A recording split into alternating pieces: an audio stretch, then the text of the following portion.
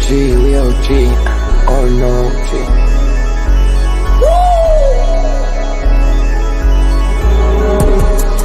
You're not bullish enough, yeah. Oh no, you're not bullish enough. You ain't got the oh no. I get stoned by the bolo. Bitcoin set to overload, yeah. Experts on reload, yeah. You're not bullish enough, yeah. Oh no, you're not bullish enough. You ain't got the oh no. I get stoned by the bolo. Bitcoin set to overload. Experts on reload. Mempool getting hot. Everybody wanna rock, ayy. Rooms is coming, everybody on a knot, ayy. It's a nuisance, Ordinal Revolution, ayy. Ordinal Revolution. Yo, it's my guy for real, bro. Got friends right now. Yo, BRC 420, bro. Yo, that shit on fire, bro. Imagine if he in here. Yeah, like it in the seal. Murder. I got balls of steel. Nuki on the field. Yeah, this shit for real. With no calls, I get so far. Got 100 phone calls that I go hard, and they gon' love me. Smoke weed, huddle back. I get shiesty. Where my Bitcoin looking lovely. All this Satoshi's nothing above me.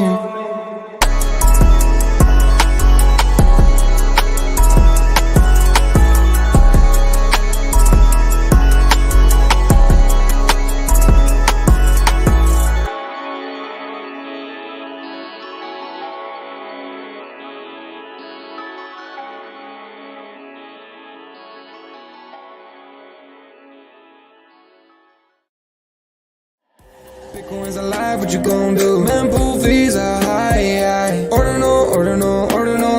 Where does it stop? Nobody knows. It's a revolution, ayy. Bitcoin is the one, no substitution, ayy. With Shizzy and Yagobi, it's Ordinal Revolution. Welcome back to Ordinal Revolution. My name is Shizzy. On this channel, we cover the entire Bitcoin Ordinal ecosystem. What is up, guys? We have an amazing show for you guys today. We're live from the Ordinal Hour, and it's going to be great, guys. It's going to be good. Even though the markets ain't looking that way, right? The markets do not look great today, but we are one day away from October. We are one day away from getting our new dot on the Plan B, stock to flow ratio chart. Really looking forward to that. I love Plan B's videos. He's back out of vacation, so a lot of people think he's crazy. Kathy Wood does not, and we're going to kind of get into what she thinks is going to happen going forward. We have someone coming on. We have Rick Goomba. He's a TA guy. I was in the Ordinal support desk, like I want to say last week, and he came in. He was doing TA. He's friends with UTXO intern, and I was blown away by his TA. So we're gonna have him on today, kind of give a look and see kind of what he sees on the Bitcoin chart, because we can't get bullish in Ordinals until Bitcoin does its thing, right? So we're gonna get into all that stuff, and obviously we're gonna cover Pizza Swap, and then today at around 12 o'clock we're gonna do Merlin Monday. We have an announcement. Merlin is now a partner of ours. We have for the first time ever, we have partnered with a chain, an L2 or a sidechain. We're just excited for it. So yeah, so Merlin is officially a part of the Ordinal Revolution. So we're excited for that. But nothing's gonna change in that aspects. We just feel like it's a perfect time to be partnered with them. So without further ado, let me bring in my partner here, Mr. Yagobi. What's up, buddy? What's going on, man? Going on, dude? How are you feeling, man? Was feeling really good. And then Sunday night happened, late Sunday night. I'll say actually early this morning at 4 a.m. I just saw a big Bitcoin dump, and I said, "What the heck is going on?" I think it's a fake out, though.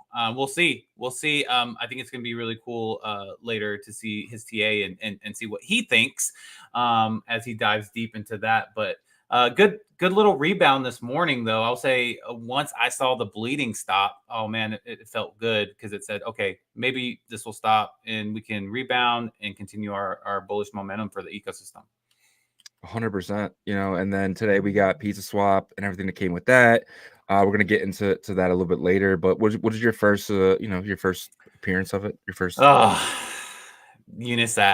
right? Unisat. Man, I'm disappointed, and I haven't even really messed with it a lot, just from the feedback that I'm seeing. I hope that they can change that sentiment for me. There's a lot of hype with Cat, and there's a lot of hype with Glizzy. Obviously, Cat is different token standard, but Glizzy, as you can see, it's being paired with a lot of the tokens in Pizza Swap. We just want a degen, so let us degen and don't tease us, because I feel like we're all being teased really bad. So just let us degen. And it is Hotel California. You can check in, but you cannot check out. So we'll get into that. We'll get that. Yeah, I don't like that either. We'll get that a little later. First, we'll get into some Bitcoin stuff. It's been 200 days officially since Bitcoin made a new all-time high. So we hit that 72,000. It's been 200 days of that. Do you think it feels that long? Yes, it does. Definitely the past 3 months, man. And then even like this time, it felt really good last week. And it wasn't just like Friday of last week, it was throughout the week. And it felt good for runes, and it felt good for, coming back from Singapore. While I was in Singapore, just the hype and excitement of Fractal launching and all those things. It's like, let's keep this damn thing going. And that's why I felt some relief this morning when the bleeding stopped. Stability was really big for me this morning. I was like, oh my God, is this going to be like how it's been every time it's dumped the past 3 months? Because if it is, that sucks. And it did stabilize around 63,200 to 63,400. And then you saw support start to build up in the lower regions, which is good, because at least there's support down there for if it like tries to break through. And it really did build some support. Now it's the big question is, hey, are we going to be able to kind of retrace back to where we were, around that 64.5, 65,000 mark? Because that would be really good if we could do that by midweek. Yeah, I 100% agree. But we were all kind of expecting, that, the FTX money to come through, $16 billion of new potential money sitting in, USDT or whatever to come in. But there is no FTX distribution payments, do not begin September 30th, as people thought. So no, it's not happening. Crucial court hearing is set for October 7th to decide on the confirmation of the reorganization plan. If approved, payments to creditors should start as early as end of the year. So I don't know why there was a big rumor came out over the weekend, but it is being officially saying no, it's not. The payments aren't happening yet. Yeah, this is the only, well, not the only industry, but like this industry for sure has a ton of fake news that manipulates markets, right? And you even have people that have large audiences that said, my friend just got his FTX payment. And that's just really unethical in my opinion. But I think that could have been like an anticipation pump from last week. So I didn't, really consider that too much. But regardless, this is the best performing September. I believe it's going to end that way that we've ever had. Right. And we know that what happens in October, and especially when there's a good September, it just really kind of jumps on the back of that. And so I do expect October. I don't care what anybody says. I expect it. I'm going to get it. It's going to happen. I'm going to speak it into fruition. And that is that. I think it's going to be more of a November 8th type of pump. I think it's a little bit more sideways in October, just because everyone's saying October, and when that happens, it goes the other way. Then let's say October. I'm not saying we don't get to an all-time high. I'm saying maybe we get to 75 and then come back down. But I think the real pump is going to be the Trump pump. I think that happens at the end of but at the end of that week, potentially the following week after the election. Yeah, give me 75 all day, any day. I mean, for me, 75 would be rejoiceful. I would be, singing at the top of my lungs, just because we haven't seen 70 in forever, right? So to me, that's a big win for October if we can even get to 72,000 or something like that. What I don't want is to kind of have what we had this morning consistently happen over and over. So I'm tired of that. 100%. But there's a reason. I found out there's a reason for the drop down. The U.S. data due Tuesday has triggered 10% price drops in the first week in the past 3 months. So this is a chart This is from the guys at 10x Global. They say the manufacturing data tomorrow is a really big deal. And I didn't really think about that at all. I didn't even know there was big economic data this week. I never even looked at the manufacturing data, but they're saying that is why we're dropping today. People are thinking we're going to have a bad number tomorrow. Makes sense. It makes sense, right? I mean, because what other variables are there, right? The Mount Gox stuff is already played out, right? So that you can't do that. The Fed cut 50 bips, right? So Yeah. you can't really wait for anticipation on that. So now true economic data is the only thing that the bears can utilize to really as a weapon to make price go down. And so it makes sense that, that's what they're looking towards, and they're trying to create this narrative and stuff. I mean, the whole FTX narrative, right? So they just manufacture these narratives to try to control price until they can't anymore, because then at that point, the momentum is going to be too strong. 100%. And the last thing here is this is from Kathy Wood. She says our base case for Bitcoin is in the 600,000 range. Our bull case for Bitcoin is 1.5 million by 2030. So Kathy Wood right here is basically saying she's expecting Bitcoin to at minimum 10x. What do you think about this?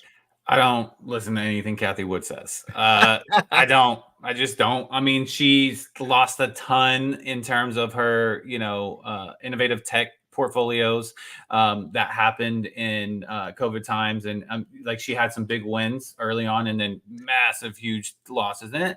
I just feel like she's just not consistent with the winning side of things. But obviously, she has her firm for a reason, right? So I don't know if it's just been the past 6-8 years, but anyways, I do listen to some of the other people that are kind of similarly, I guess predicting that the Bitcoin's going to hit some high numbers. But I think we've already expected that, right? Well, I feel like Kathy Wood is I think she's amazing. I think that in 2021 she couldn't miss, but nobody could, right? It was one of those things where everyone was bullish, and she's just one of those people who she's been buying the dip on a lot of the tech companies on Bitcoin, and I feel like maybe she's the type of person that is just like us, where she's right once every 4 years, but when she's right, she is right. Right. And I feel like she's gonna capitalize on this bull run, because this bull run, it's not going to be just in crypto. It's going to be everywhere. Right. It's going to be, a lot of the smaller tech stocks are going to do really well because that's just kind of what happens when money is flowing. And when I mean by money is flowing is when we're about to hit a point where, the Fed is easing. They're going to be selling off bonds, or I'm sorry, they'll be buying bonds, buying everything back and stuff like that. So I feel like there's a lot of money about to come into the system. And, you see Japan cutting rates. China cutting rates. You see us cutting rates. It's going to get insane. And I think Kathy's going to look like a hero again, even though she did look like, a complete zero like 3 years. But I think that changes. Yeah, I mean, look, she hit on some really big ones, Tesla and stuff like that early on, and then it was like maybe a 4 to 6 month period, and then all of a sudden got annihilated and stubborn to stay in the things that she was in, right? But look, Bitcoin's gonna Bitcoin no matter what, so anybody can say whatever they want right now, I think some of the crazy targets like $1 million plus is ridiculous, but we've heard that every cycle, right? Oh, Bitcoin's going to go to this crazy. And there's a lot of institutions that are doing it because they want to create the narrative as well, help kind of push, expedite it. So I kind of stick to what the charts that we like to look at, the people that we like to look towards, the resources and stuff, the Bob Lucases, those type of people. So yeah, man. All right. Let's kind of get into the crypto fear and greed index. Fear and greed index. Last week we were at a 50. Yesterday we're at 63. Where do you think we are at today? 8 p.m. yesterday. I was thinking about how was things at 8 p.m. What was the score before? It was a 50 last week and a 63 yesterday. I can't remember what Bitcoin was at last night at 8 p.m. But I'm just gonna throw a dart and say we maybe like 60. Close, dude. Pretty much dead on 61. Okay. Cool. But yeah, we're probably going to be in the yellow going into tonight, and then hopefully get some good manufacturing data tomorrow and really start bouncing back. It just sucks that we're dependent on economic data right now, right?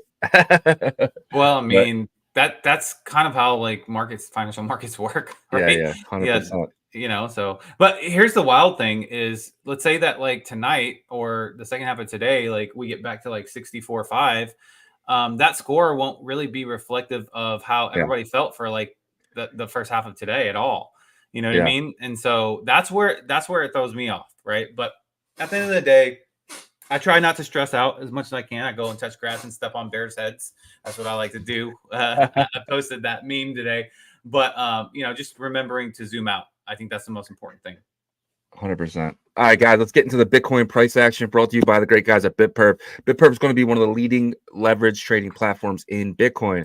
Not only will you be able to, obviously trade leverage on Bitcoin and Ethereum and stuff like that, but they're going to give you the opportunity to do the assets on Bitcoin. You're going to be able to do Ordi and Sats and, potentially Cat 20s and stuff like that. BitPerp is going to give you a range of different tokens that no other exchanges or leverage trading platforms do. Shout out to BitPerp, and I'm excited for them. And in about 2 weeks, they're going to be doing a paper trading. So if you're like me and you're not amazing or not even good at trading, this is an opportunity for us to kind of learn together and really get caught up and really start to understand what the charts are. Yep, for sure. But just want to thank those guys at BitPerp. We'll get you guys ready for that paper trading competition, and we'll let you know when you guys can kind of test it out and all that good stuff. 100%. We have a bit of a special for you guys today. So like I told you, I was in OSD and I heard this guy come in and he was just killing it with the TA. So I was told Yagobi has got to get this guy on.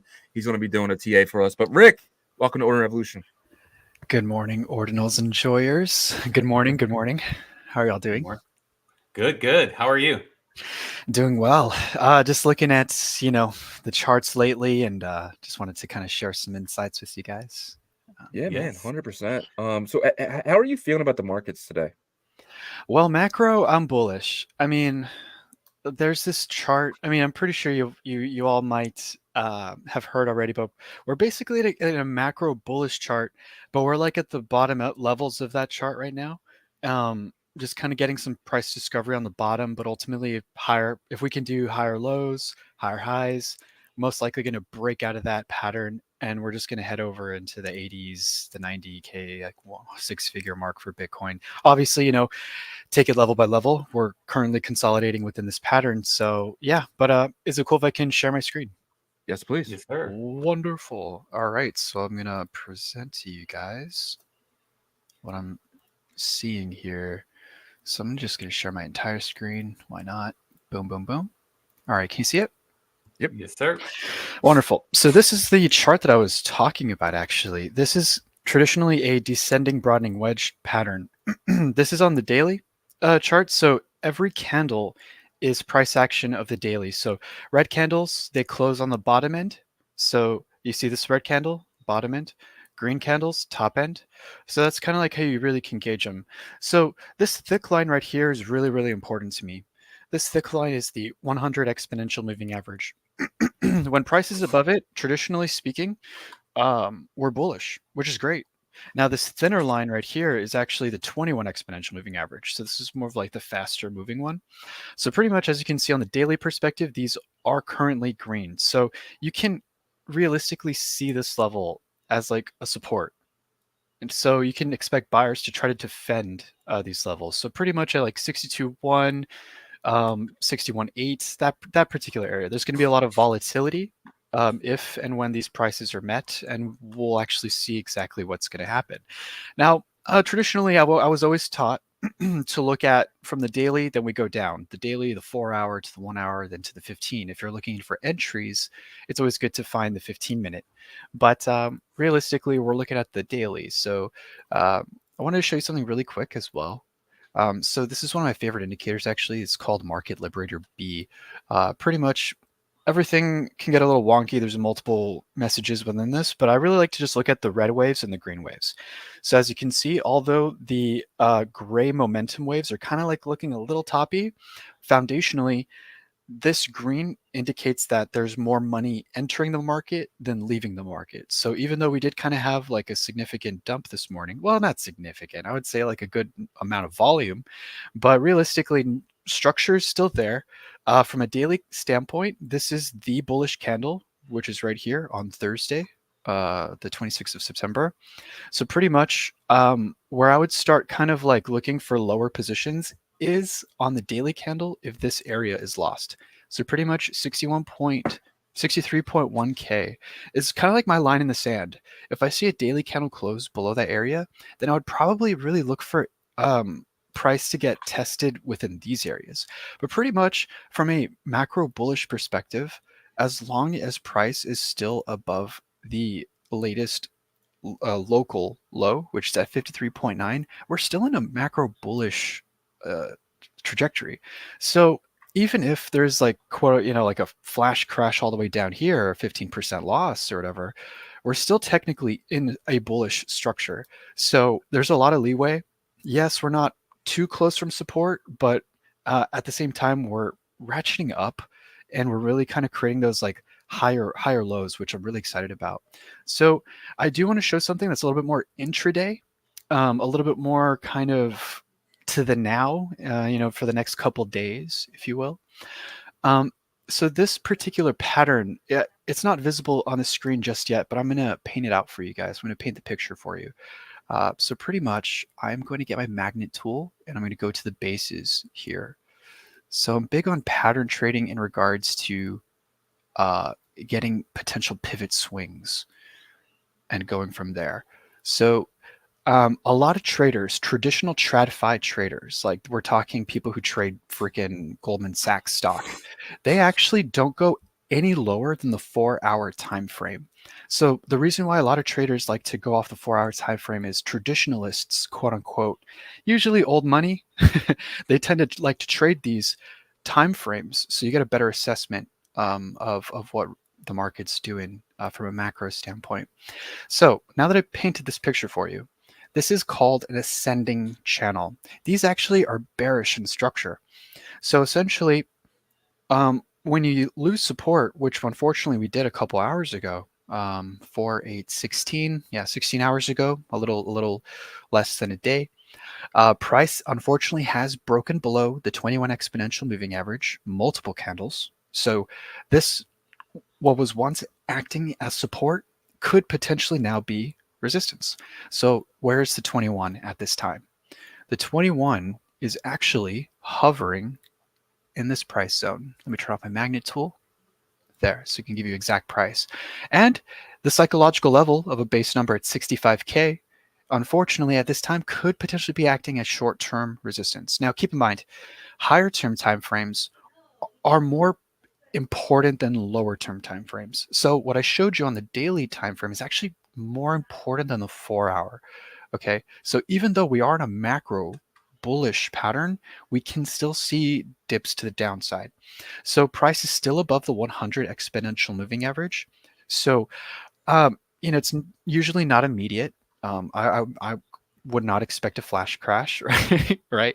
But when you see these upward momentum's kind of lost, you do kind of see a sideways and down.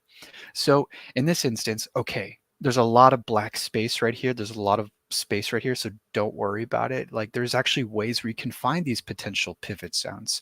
Obviously, if price still bounces above the 100 exponential moving average, then realistically, we're going to want to see this daily resistance tested at some point.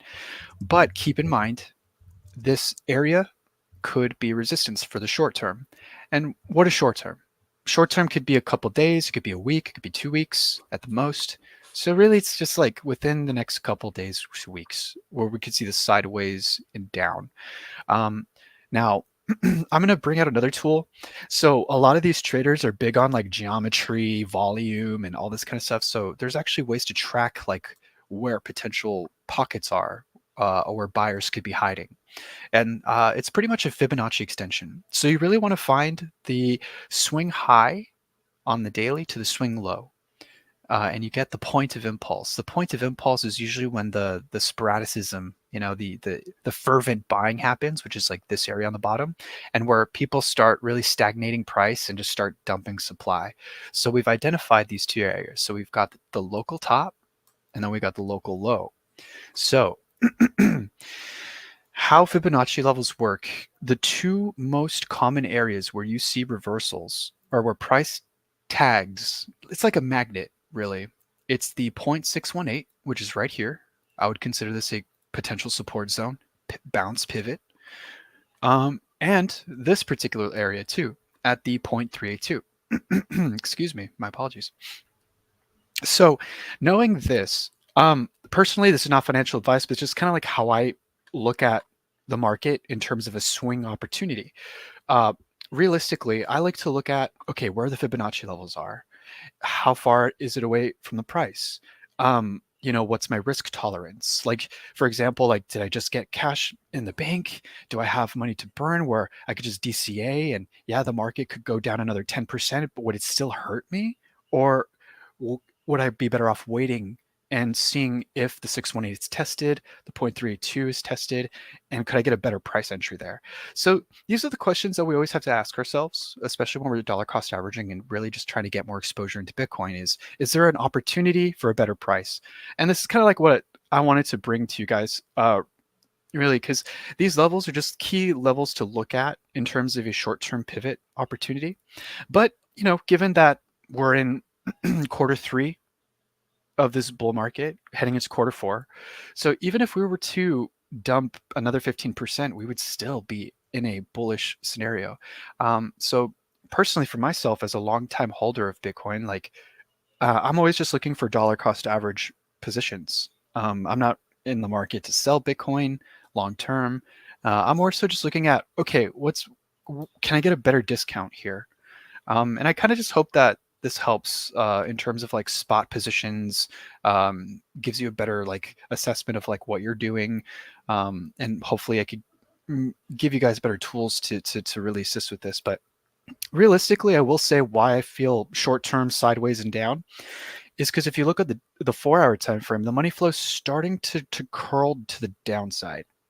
So what I like to look at is, are we creating highs and then lower highs, which we currently are on money flow right here. So we have that pivot high on money flow, then we have that pivot lower high.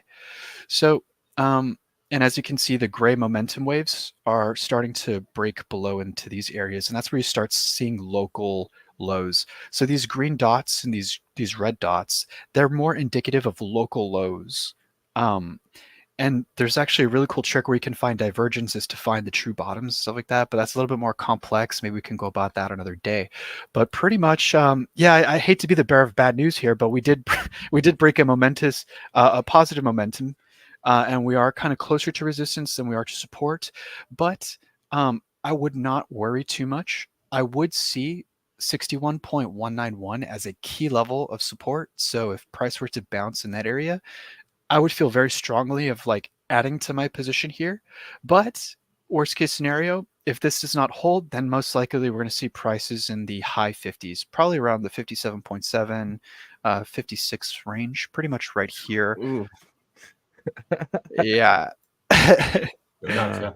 So really quick, so that 100 EMA, that line, that green line underneath, if we lose that, basically, if that 4-hour chart loses that, that's when you feel like we'll probably it'll be like a magnet down to that 61.3. Precisely, yeah. Because psychologically, for traditional traders, the 100 exponential moving average is where support is. It's kind of like a front runner of the 200 exponential moving average. So using the 100, I'm trying to front run those 200 EMA traders. Traditionally, like a lot of traders use the 200, like traditional TradFi individuals. They usually use the 200 exponential. Some people like to front run it. They'll use the 100, 180 exponential moving average. Me, myself, and I like to use the 100 just because it's really smooth and fluid. It usually aligns with my other time frames that I like to trade with. But yeah, like if you see like a thick red candle break below the 100, that's usually like your sign to like consider maybe putting a little bit of your position to spot and trying to find a better a buy and entry. But ultimately, the market's 24/7. If you missed yesterday's trade, there's going to be another trade tomorrow. So the big thing is not really over trading. at this point, I'm more of like a spot trader doing swings, given that the market's just macro bullish. There's no point in really like shorting the market. Personally, myself, I'm more so passive, and I just would like to accumulate my spot positions in more discount area prices. Makes sense. Do you think the end of the month has anything to do with our drop today? Do you think if with a new month starting, we're gonna get our monthly close in about 6 to 7 hours? Do you think that has anything to do with this drop? Yes, actually. So a lot of traditional traders, they do options. So they do monthly options. So there's a lot of like last minute buying and selling that could significantly push the price. But ultimately, it's to really try to pivot the market in their direction of where their option is. So pretty much what happens within the situations, you have like all this liquidity that's locked up. And pretty much once the bid is like in, it's like, okay, like, is it green or is it red? That's when you have this transfer of wealth. Essentially, these option calls are they're either getting unfortunately margin called, or they're actually netting profit in their trades. So the end of the month and the beginning of the month are really big for these types of trades. So that hence there's a lot of volatility around this time. Absolutely amazing, man. I just want to thank you so much for coming on. And Yeah. maybe next time we get you on, we have more time. Would actually love to kind of get into who you are a bit too. But I would love for you to tell people where to come find you, or and anything you want right now. Stage is yours. Yeah, thank you so much. Yeah, my camera was having technical difficulties, so next time it won't be my Pixel Pepe. But yeah, no, definitely. I'm super active on Twitter. To be honest, I'm more of like a technologist, but I mean, like people have been asking me to do a lot more TA, and I've been doing a lot of like trading for a couple of years now, so it's a very comfortable environment. So yeah, but it's Rick Gamboa, just like how my name's on here, same spelling, Rick Gamboa _ and yeah. Just happy to converse with you guys. I am really deep into Ordinals and the emerging cat ecosystem, OpCat. So I'm really looking forward to meeting you guys. But yeah, you can find me there. Happy to talk to y'all. Awesome. Amazing. Appreciate you, sir. Thank you so much, man. And I hopefully you liked it as well. I'm gonna have you on again. I sincerely appreciate that, man. But yeah, I'm happy to spam you guys charts. So yeah, keep me Please do. Awesome. Yeah, keep me in the loop. Just give me the ticker and I'll try to find it for you, okay? Thanks, buddy. Appreciate it. Well, have a good day, guys. Take care. You too. That was great. I loved it. You know what I mean? Being someone who's not like amazing at like TA, it's really cool watching someone else do it. I feel like I learn a little bit every time, right? So eventually that little bit turns into a lot of bit. Yeah, but exactly. I hope you guys feel the same way. But let's get into the roll call a little bit before we get into. We missed one really big topic. So the senator of Ohio stated they introduced a bill to require Ohio to accept Bitcoin for taxes. Oh, so shit. Okay. So I just saw it sneak into my timeline. So that's a huge deal. It just happened. Yeah. Well, just been live? Oh, wow. So basically, when states start to accept Bitcoin for taxes, property taxes and stuff, that's a big deal. So. Gotcha. Well, can you read it again? Okay, here it is. You got it. Oh, sorry. Oh, because you put it in the Ordinals news. Yeah. Yep. It says Ohio State Senator Niraj and Antani introduces bill to require Ohio to accept Bitcoin for taxes. So they're really trying to push this strongly, as you can see, require that's really strong words there. Yeah, that's huge. I mean, if that's legit and I could pay my taxes in Bitcoin, obviously, Bitcoin usually dips in April right before tax season. So I don't know if that's the smartest move, but it's an amazing option for someone who doesn't want to go into cash. But I still think that might be a taxable event as well. So yeah. I don't know why you would want to. Yeah, I don't know why you would want to, but it's cool. It's possible. That makes Bitcoin an asset that the government wants to hold on to. Because if a lot of people pay their taxes in Bitcoin, that Bitcoin goes into potentially the treasury, right? So that'd be amazing. Yep. And that is probably a way for them to pay off debt if they're getting it, let's just say at 60,000, and then 12 months later it's 600,000, potentially like 10x their profit there by just accepting it. So that's pretty cool.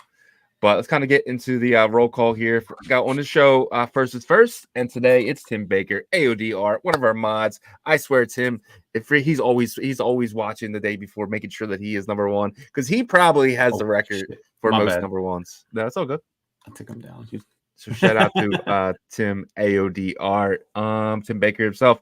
And number 2 slot, we have Bitmap Gallery. Shout out to you with the honk, with the Goosenals image. Shout out to you, my friend. And then Mark in that 3rd spot. Excited for this episode. Green Man is here. John is here.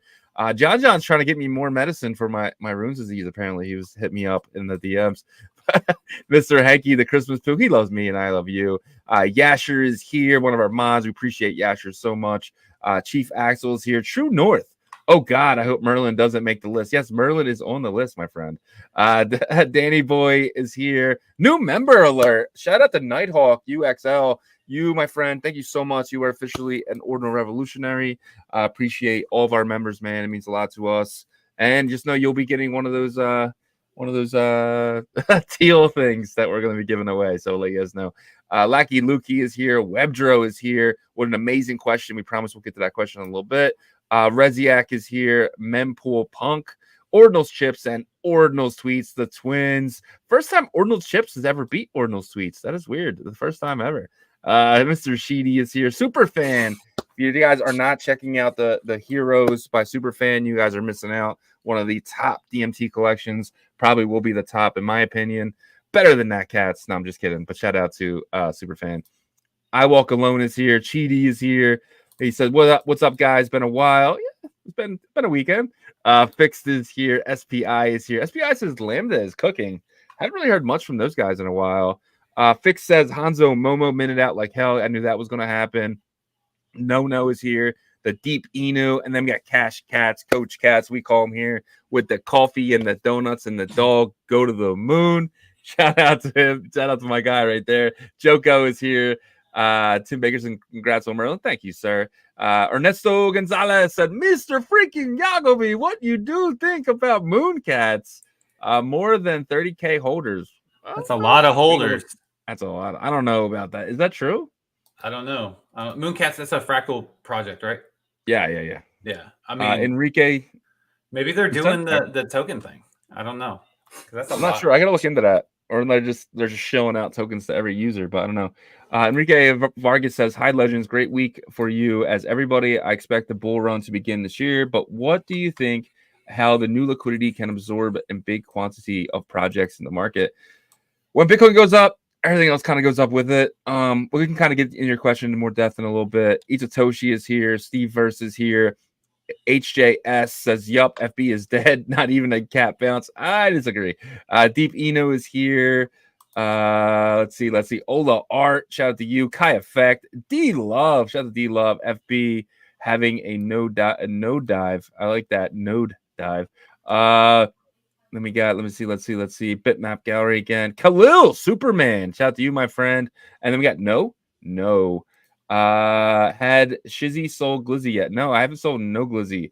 Claudio is here. Carlos. And then we have my man Mark. Let's get the DGen plays going. Minimum 100x. Shout out to Mark, man, with the DGen.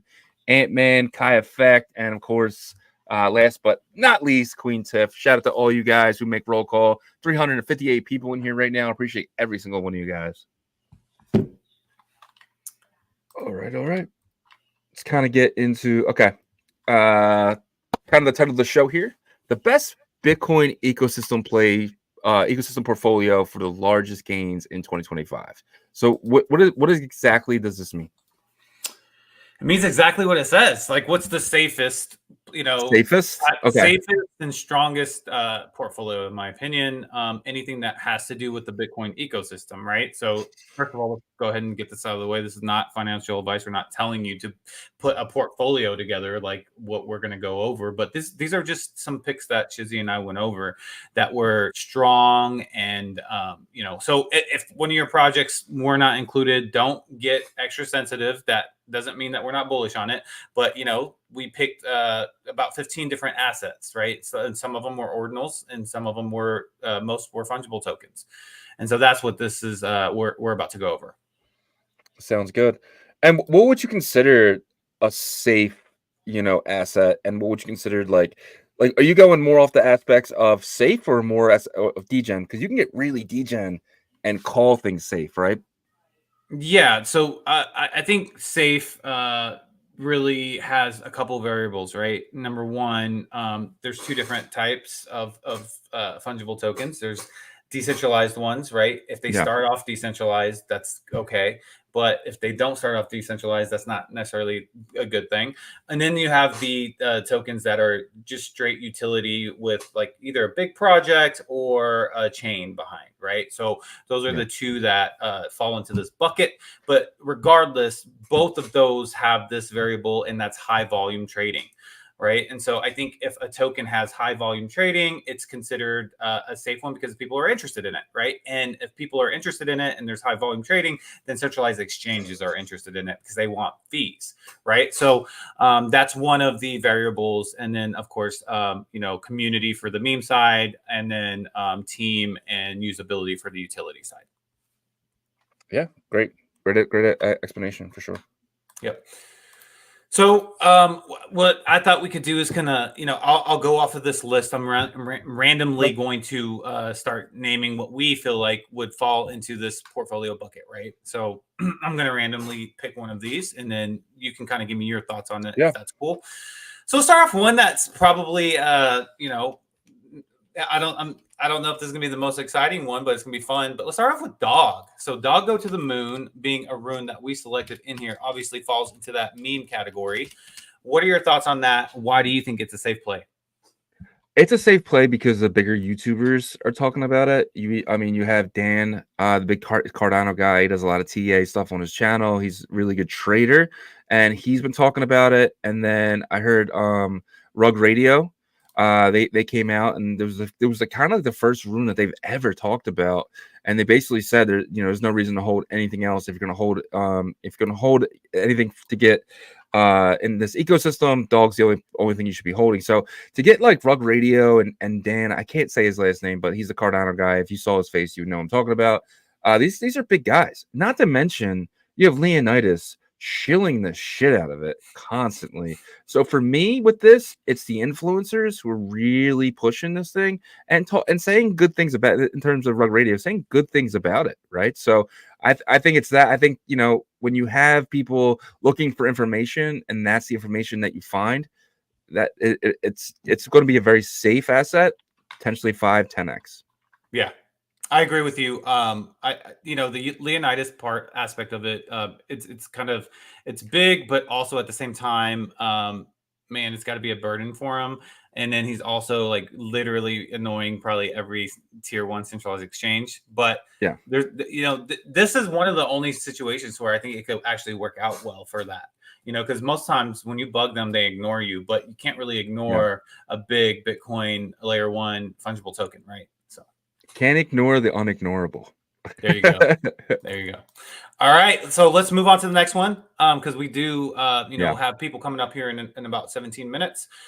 The next one, there's two that I'm going to do back to back. Let's go ahead and kind of knock them both out at the same time. Sats and Ordi. So they are BRC20s. They fell into this bucket. Now there's some people like Rick G that just commented long live BRC20s, and that is his I think he has a tattoo of that on his arm or something because he says it every day. But they are BRC20s, which have kind of been like turned into this legacy style fungible token on layer 1 Bitcoin. Now it's going to have more of a active role on Fractal. But tell me why you think Sats and Ordi belong into this portfolio. Let's start with that. Something that I've been saying for over a year. These being legacy tokens, the first tokens, right? This isn't new to anybody who watched the show this time last year, because I was saying that way back. So Ordi is the first, right? Ordi seems to be really looked at as the first token on Bitcoin. And I agree with that. So Ordi will always have good price action, and it would look like as a derivative of Bitcoin, right? Bitcoin goes up 20%, Ordi goes up 40%, right? I think that's always going to be something. And then you got Sats. In that same aspect, it wasn't the first token, but it was something adopted by Unisat. It's become Unisat's token before FB, and in that sense, it is the gas token for pizza swap, right? So that gives it even more aspect now. It has utility in that sense and everything that comes with that. So I just think Sats and Ordi will always be legacy. Ordi being the first, and Sats being that token that is adopted by USAT. Yeah, great points there. Ordi kind of has that Bitcoin trajectory or journey, right? The reason why Bitcoin is the most valuable right now is because it was the first. Obviously, the chain is the most secure, and there's a lot of substance to that. But I agree. And then Sats, of course, giving it the utility. So we got 3 of those tokens now in our top 15 assets that would be our portfolio here. So moving along here. So this is one that probably will shock some of our audience because we just don't talk a ton about him. You know, because we feel like the chain itself definitely needs more usability and users. But Stacks is this next one. I think it sits right around 2 billion. I know there's some people, even though the audience is shocked, there's some people cheering right now because they want us to talk about Stacks a lot. But yeah, Stacks was a pick in here, and it sits around, I think, about $2 billion market cap around there. Why is Stacks a safe play in this portfolio? It's safe. It's held by a lot of Bitcoiners. You know, a lot in the last cycle, a lot of Bitcoiners were taking, you know, leverage plays using Stacks, and they still hold Stacks. So Stacks is something that's going to be in a lot of people's portfolio.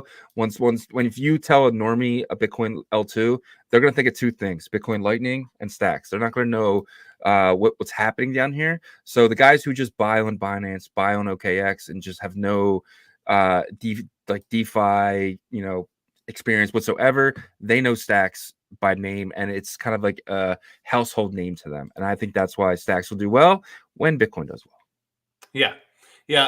Great breakdown with Stacks. You know, Stacks has been around for a while, so it's an OG kind of token, right? It's one of those projects you got to show respect because they've been trying to innovate with Bitcoin for a while. I do believe that, you know, it's kind of like put up or shut up time for them. But regardless, the token itself, you can't deny a $2 billion market cap, right? So no, I think that's why that fits in there. All right, so let's go to this next one here. People probably won't be surprised about this one, but we have Merl in our portfolio here that we select. So go ahead and tell me why you think Merl belongs in this portfolio. I believe in Jeff. I believe in his vision. I believe in the person that he is. When it comes down to, I don't bet on technology. I don't bet on anything besides the people behind it. And this is a big reason why I'm betting on Merlin. It's just because we just know Jeff so well, and we're lucky in that aspect. But I know he's going to build something special. And on top of that, he has the ability to copy and paste EVM contracts, right? I mean, there's no other ecosystem really, I mean, that's out and usable that you can take something that, let's just say Ethereum comes out with the next big thing, right? Ethereum drops the next big thing. It's easy to bring it to Bitcoiners over here on Merlin as a copy and paste. Not saying that's a great thing, but it lets us play in ways that we wouldn't be able to play otherwise. Yeah. Good points there. Okay, so would you say that Merlin Chain has the most synthetic Bitcoin layer 1 assets that's being used right now on any other sidechain? I mean, you can't trade Goosenals anywhere else besides Bitcoin and Merlin, right? You can't trade Node Monkeys anywhere besides Bitcoin and Merlin. You can't trade really Ordi and Sats.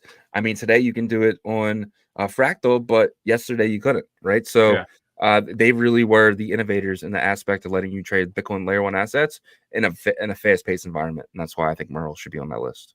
Yep, agree 100% there. All right, moving along here. Let's jump to one that's been in the spotlight, and the price has kind of dumped recently. And someone was talking about it in the chat, but FB, Fractal Bitcoin. We selected Fractal Bitcoin to be in this portfolio. You know, this theoretical or hypothetical portfolio. Why FB? So if Stacks is safe, FB is the opposite. But Stacks is that's not a good way to start. No, hold on. But Stacks is 2 billion and FB is 40 million. So if you're going to put something safe in your portfolio, you need to have something risky as well. Otherwise, you're not going to make the gains that everyone is expecting, right? You can make a 5-10x, but we're not here for that, right? We want that 20, 30, 40, 50, 100x potential. And this is something. And if eventually I think people are going to look at FB the same way they look at Stacks. And if that is right, then FB is a $400 million token easily. right? Just for the aspects of being listed on Binance. Binance invested in Unisat. Unisat's chain is FB. Do the math.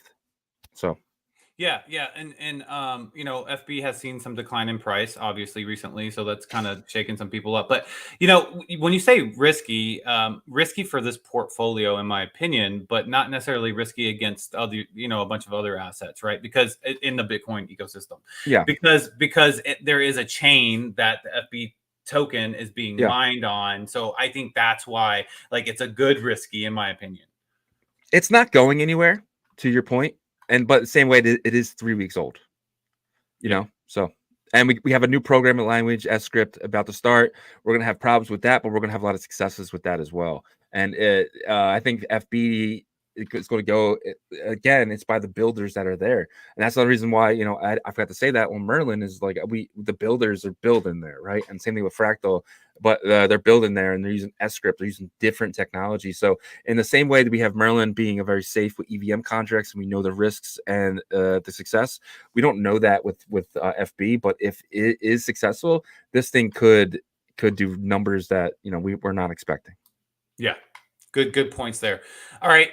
Next one is a meme. Something, it's a token that we both think is one of the more memeable and brandable tokens in the Bitcoin ecosystem, and it's BDC, $billion cat.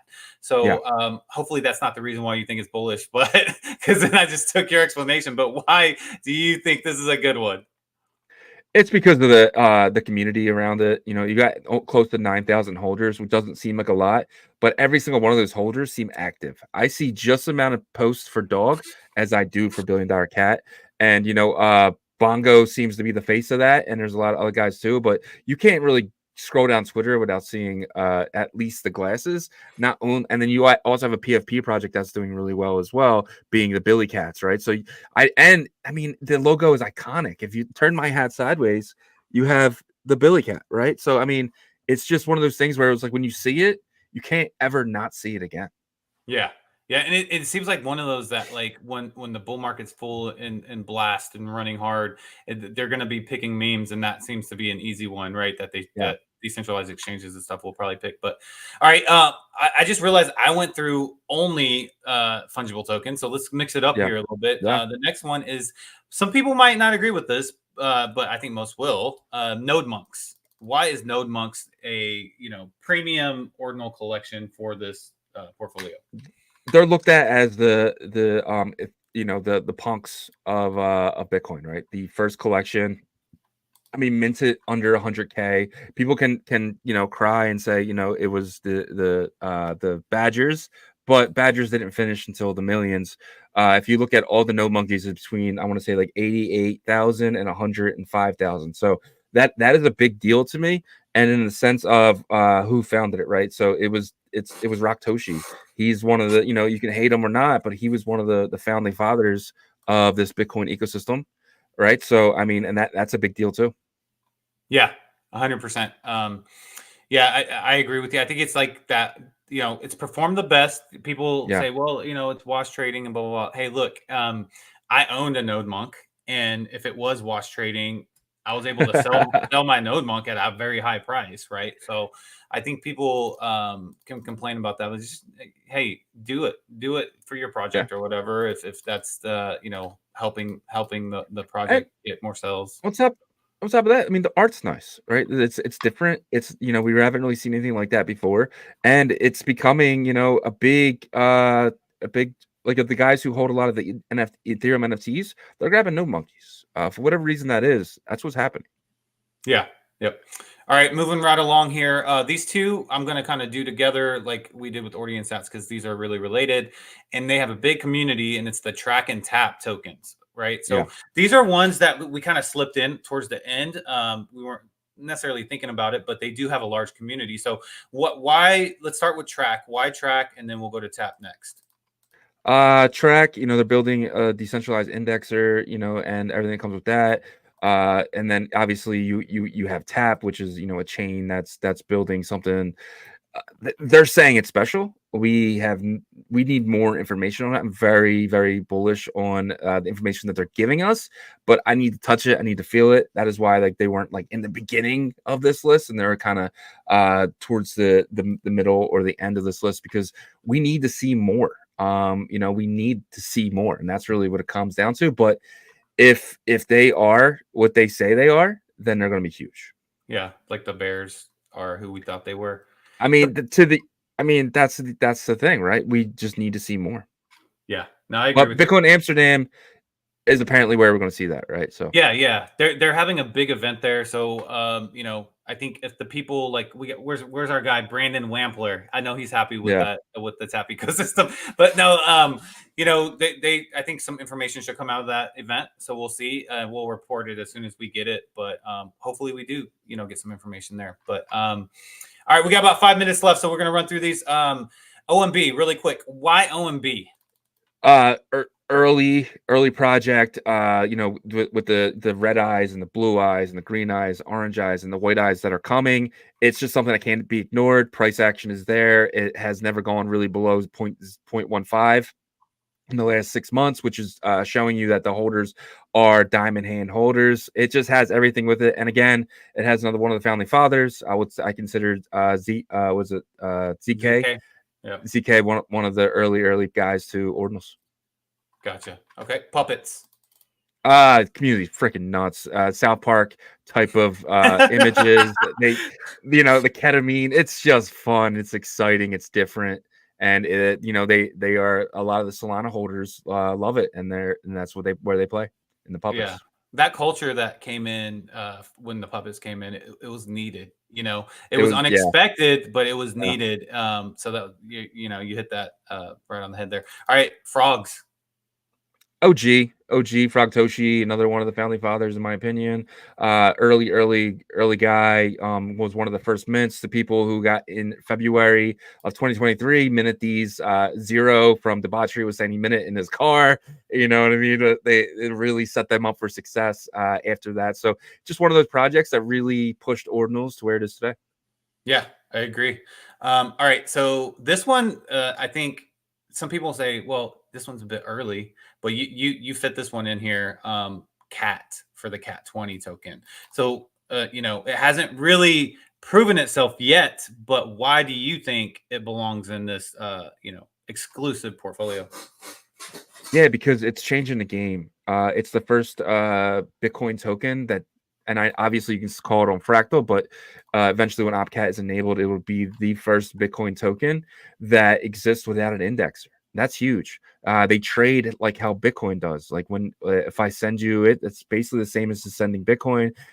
But the big thing is the programmability. These tokens are already today you can use script to program them. As you can already see when you go to buy them, you just need the contract, right, before you do anything, because you can have many of the same name, same ticker, but the contract is what matters. And you grab that contract address and you put it in to make sure you have the exact token that you want to buy. It feels like Ethereum. It looks like Ethereum.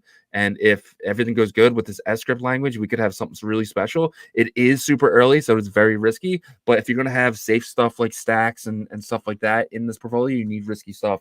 And I think CAT is a perfect one to have 1 to 2% of your portfolio in it, depending on how degen you want to be. Yeah.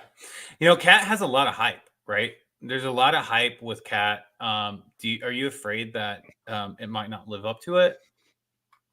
I mean, we're sitting at a $40 million market cap. I feel like in a bull run, this is easily a $400 million market cap, even if it does nothing, because it is the first CAT token, the same as Ordi. It kind of gives it that legacy stamp. And if I'm right, and it becomes the governance token of a decentralized CAT protocol, I mean, sky's the limit. Yeah. All right. Dang, we did a good job, man. We only have about a minute left, and this is the last one. There is one more, though. Quantum CAT. Why Quantum? I mean, Udi, Eric Wall, Dan Held, so many more others, big Bitcoin influencers. Money behind it.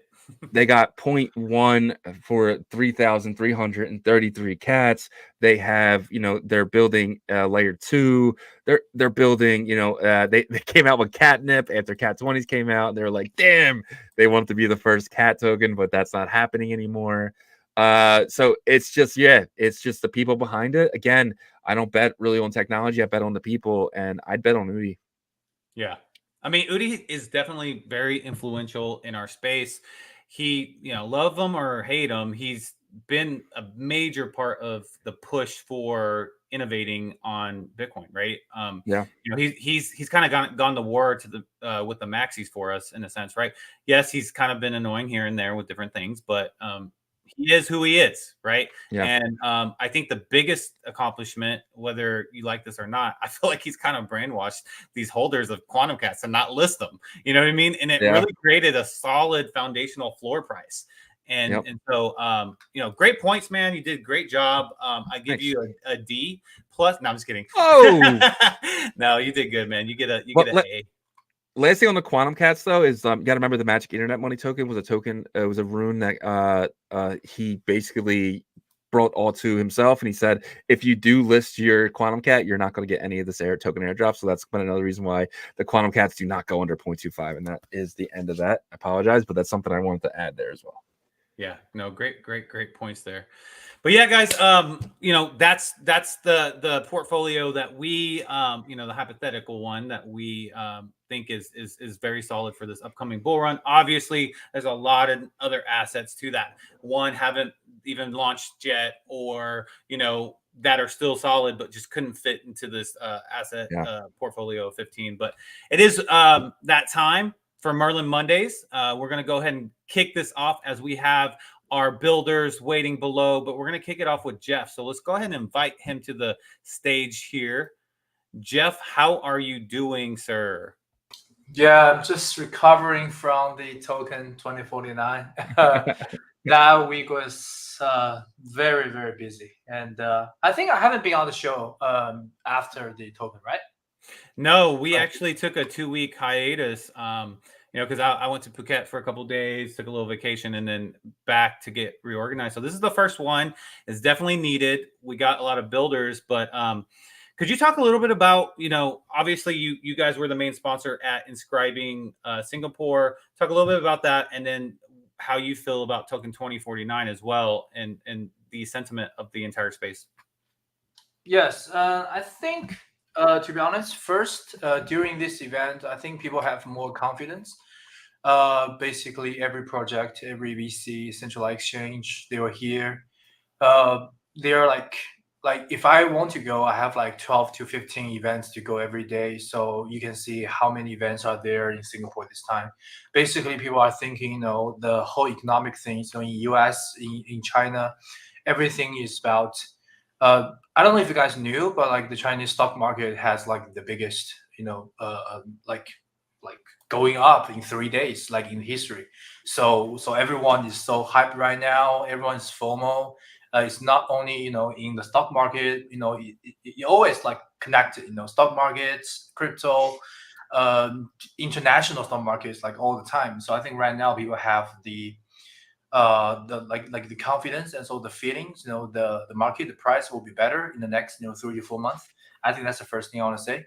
The second thing is you can, like, when I go to these events, I observe like what kinds of ecosystems have the most momentum right now. And to be honest, Bitcoin is not the most popular area at this moment right now. I mean, there are some events more about BTC5. I think you guys know Babylon, Solve, Lombard, Newbit. So these events are more popular with institutions. Ordinal Summit was great. A lot of people, more people than I imagined came. I mean, in the morning it was like not that many people, but in the afternoon there are many people coming to the event. So yeah, so I think right now the most popular area is not Bitcoin. I think it's like Solana and Telegram right now, Town Network. So, but I think that doesn't matter. Last year Ordinal Summit has like very, very few people, but this year is much better. So I think that's like something I get from the Token 2049 events. Gotcha. Yeah, I kind of expected that just because Solana's had so much momentum, but I think Ordinals, when it was hot, last year and the year before, or where are we? Last year, so 2023, there were a lot of ecosystems weren't really paying attention as well, right? Like they came in late once, you know, the little run-ups happened and stuff like that. So I think that the Bitcoin ecosystem will probably be sneaky again and eventually explode. But you're absolutely right. You know, those other ecosystems that you spoke about, I noticed while I was just there and hearing about events that they were very, very popular. But that's good because that means that we are doing early things over here, in my opinion. Could you, if you don't mind, kind of give the latest updates of Merlin Chain to the audience? You know, since we haven't heard from you in a couple of weeks, you know, maybe some important updates. Yeah, of course. So like one more thing I want to add to the token event is, I think the good thing about last year, you know, when we go to Ordinal Summit, you can see all the teams, all the builders, all the sponsors there. They are very, very connected. You know, you go to like a booth, you know who they are, you know what they're building. Basically, everyone is building on Bitcoin Layer 1, building Ordinals. But this year, if you go to like Bitcoin Asia, Ordinals Singapore, you can see the teams are very different. You know, like I would say like half of them are not working together. They're just sponsors. I mean, we are the biggest sponsors, so I'm not saying other people's bad things. I'm just saying the thing I see there is they're just like lots of teams, builders, sponsors, but they're not working together. So that is one thing that like I think is worse than last year. Last year, we are small guys, we're nobody, but everyone is willing to work with each other. But this year, I think we have more VC coming, we have more teams, so that has changed. And also like that is like in my opening keynote saying we should be united, we should all be here supporting Bitcoin Layer 1 assets. If we are if the liquidity is so diversified, fragmented, if we are supporting different things at the same time, eventually it will hurt like all of us. So yeah, so for the updates, 1 second. Yeah, Unicross just sent me, something they are going to announce. I tell them, probably tomorrow. Tonight's too late for the Eastern. So yeah, so today, if you guys can go to my Twitter, I think today we just launched the 0.3 version, alpha version of bmap.game. This time we actually have like 12 different updates. We narrowed it down to like 5 to 6, but like a lot of things are updated. So I think one thing we're doing in the past 2 months is to upgrade the bmap.game. You can see like, so this is like, we have some examples about the object you can put into real world. So like UGC, and most importantly, like lots of the projects, they're connected to smart contracts. So for example, this is about changing the environment. So yeah, so here, if you deploy the hot mint into your bitmap, you can see the real-time hot mint, BRC20 and ruins, just like Genie data. If you're doing the trading board, you can do swaps into your bitmap.game. So you can do all kinds of swaps. And if other people are doing this in your bitmap, basically you can get the royalties from their transactions. So that like encourages people to have more people in their land to talk about trading and stuff in the future. So yeah, so we are always upgrading the bmap.game. That is something we're doing in the past 1 to 2 months. Another thing we saw is the tokenization of bitmap. I think that is, to me, I think that is step 1 successful, because a lot of people tokenize the bitmaps. A lot of people, they're trading them. If you go to the Merlin swap, you can see many people, they're trading the bitmap token. I think the total trading volume is way more than $20 million right now. And still, many people, they're dumping, many people, they're buying. But, I think that is good because we have better liquidity than the NFT itself. So I think, it was supposed to be today, but probably tomorrow, a new Merlin Phantom, which means a new asset. I mean, it's an old asset as an NFT, but right now we allow this to be tokenized into tokens, and we want people to bring liquidity to that. Yeah. And I mean, we're doing lots of things in BTC5, but I don't want to talk about that in the Ordinal Revolution. I know the audience here not really care about BTC5 at this moment. I think one last thing I would say is, in the past 3 months, one of my main focus is to incubate and invest in the Telegram ecosystems. I know people might think, Telegram dApps are not related to Bitcoin, but that is not true because people think Telegram and Taunt are the same thing. But Telegram is open source. Telegram is an open platform. Telegram has proven it has about 1 billion users all over the world. And based on the data we incubated and invested, like those dApps, we see real user transactions. We see users, are willing to pay, are willing to trade, are willing to be on chain, and that is, the massive adoption. From last cycle, to me, last cycle's biggest theory was to onboard 1 billion users to crypto. That's why last cycle, there's so many VCs, so many hot money into this industry to boost, everything up to a crazy price because people had this kind of expectation to onboard 1 billion users, but that has been proven, not succeeded in the last cycle. But this time, why people are disappointed because we don't bring real innovations, we don't bring new users to the ecosystems. But Telegram might be the way out, and the reason, right now we have helped about like at least 15 plus dApps on Telegram. And so we believe they can bring massive adoption. We believe they can bring more users. And where are they going? Of course, they're going to Bitcoin and also Merlin ecosystems. So that is one thing. And right now, if we look at our current users, you will be really hopeless, to be honest, because the user number is just not a lot, and many people they are exiting every day.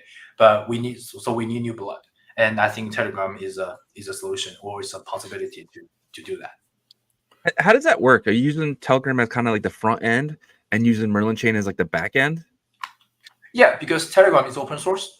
Basically, you can build a mini app in Telegram, and that wallet, can be EVM wallet, can be Town wallet, can be MPC wallet. So you can use Telegram, username to log in. You don't feel a thing. You can deposit, stable coins. You can do trading. You don't know what chain you are on. So if we are building a meme coin mini app, they just buy they just buy meme coins, but they don't know where the meme coins coming from because they're Web2 users. Yeah. You and I had a brief conversation in Singapore about that, and I think it's a great idea because at the end of the day, mass adoption is not going to come from trying to educate someone that knows nothing about crypto and doesn't really want to know about it, but better to take the approach to make them feel like they're not even using it, but then they realize they are, and then they have to figure out a simple way to utilize it. Is that kind of your mindset? Yeah, because I know today we don't have enough time, but next time, I can show you some examples. Like when you're using those dApps, it's really smooth. You click one thing, you get the money. Like, someday, like the founder of UX UI, which is like one of the biggest Telegram like wallet right now, he just gave me a QR code. I scan it, and he sent like 1 million sats to my wallet. It's BRC20 sats. And when I receive the sats, oh, wow. Like 1 second. When I receive the sats, I'm in the group, and they can see my name. I can see their name, so I know who sent this to me, and the whole group knows. I accept this, red envelope, and join the group. So everything is smooth. Everything's smooth. You don't feel a thing, but everyone is connected. That's why we track. Hamster, Cadison, they actually bring 20, 30 million real users to the exchange, to the ecosystems. Imagine if we can have, I'm not saying 20 million, imagine we have 500,000 users enter Bitcoin ecosystems. That would be a lot. So I know it's a long shot, but actually there are lots of very sophisticated dApps on Telegram right now. Yeah, that makes a lot of sense. And by the way, I love the upgrades for bitmap.game. So as of right now, can I utilize a DEX, or is that something that's coming?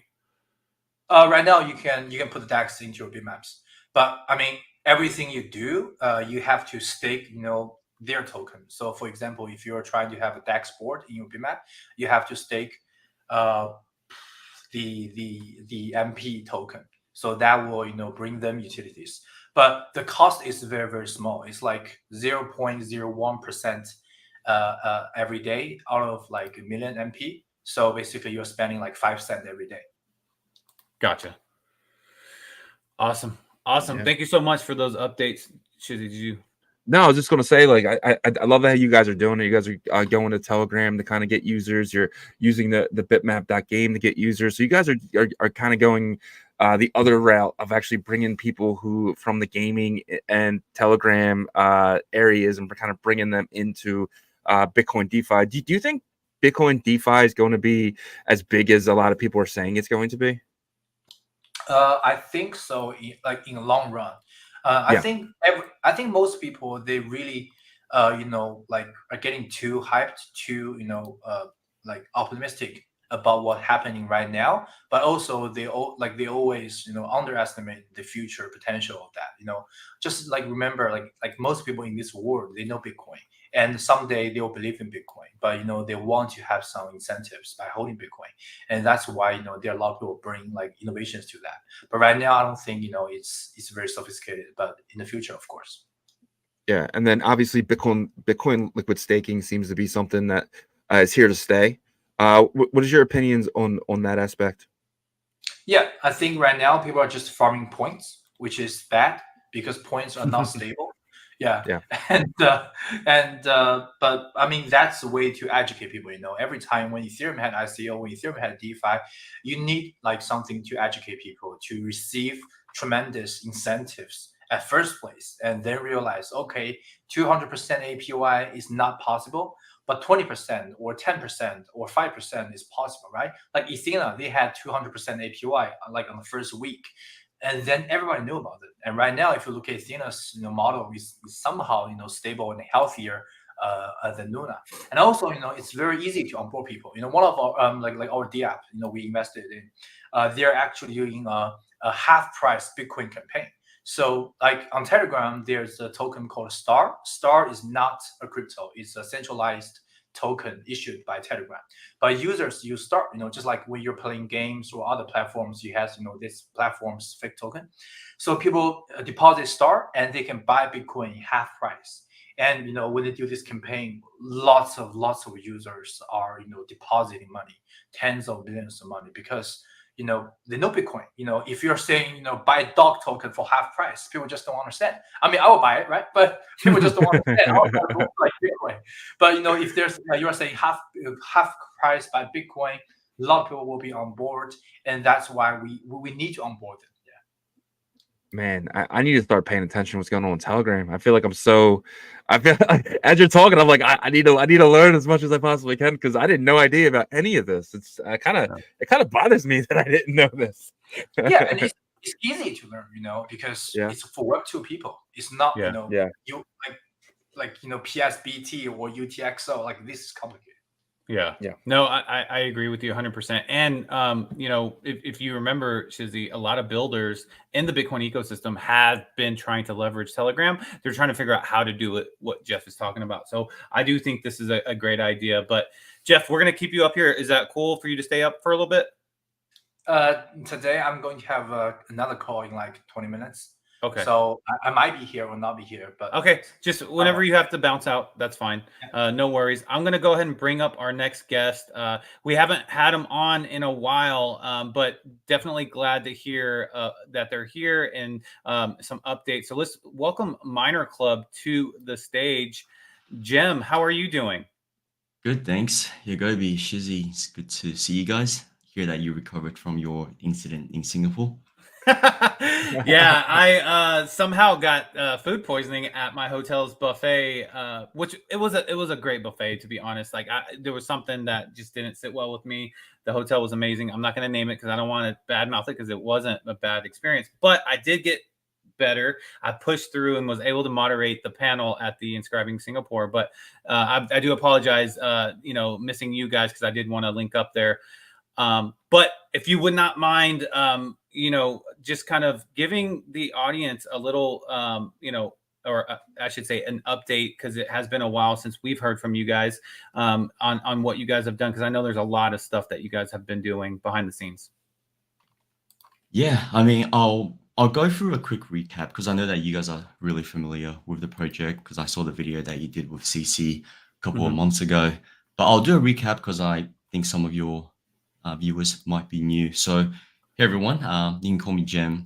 I'm the global ambassador and community lead for Miner Club. What Miner Club is a platform where we essentially tokenize and democratize access to high quality yield, such as BTC mining.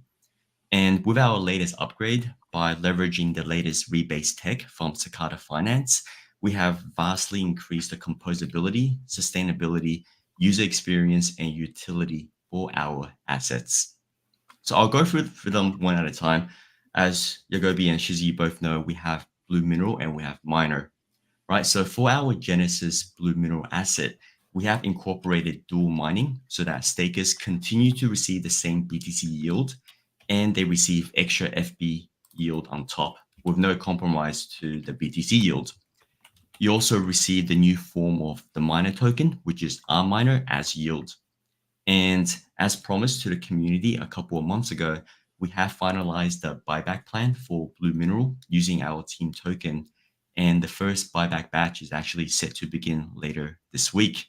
This actually hasn't been officially announced, so you heard it here first. And Let's go. so some alpha there. And the new token form factor for Miner, we call R Miner, is really exciting because it not only benefits all of the holders, it's also a very viable solution for the entire ecosystem where the majority of protocols do not have an external source of yield. So you guys are familiar with Miner and Blue Mineral. You stake Blue Mineral, you get yields. With Miner, back in the days, you stake Miner, you receive yield. But with the new system, what we essentially did was we took all of the circulating supply of Miner and we did a hard fork. So everyone who held Miner received a corresponding amount of R Miner. It was 1-to-1, so you receive the same amount. Now, what we did was that we split the R Miner into two form factors. One form factor is what we call R Miner. Is run-of-the-mill type of a fungible token where it's listed on the DEX with a BTC pair. You buy and sell it. Very vanilla. But then we have another form, which is two sides of the same coin. We call R squared miner. Now that's where it gets interesting. So remember, R miner is the trading form. You buy and sell on Merlin swap. R squared miner is the yield form. What makes this really exciting is what happens is all of the BTC yield from the mining machines, the protocol uses the yield to buy R miner, which is the trading form, from the pool. So it buys R miner from the pool using BTC, puts BTC into the pool. The amount of R miner that it buys gets locked out of circulation. Then the same amount of R squared miner gets generated and gets distributed to all the holders of R squared miner. Now, keep in mind for all the users, you can switch between R miner and R squared at any time. You can convert them 1-to-1 on our website. So if you want to, buy and sell miner, you use the R version, right? You can sell for BTC at any time that you want. But if you want to get yield, you turn it into R squared. And the beauty of that is you can get yield without the need to stake and lock your tokens now. Because of how the rebase mechanism work, you just have to hold R squared miner in your wallet and you'll see the amount that you have increase every day.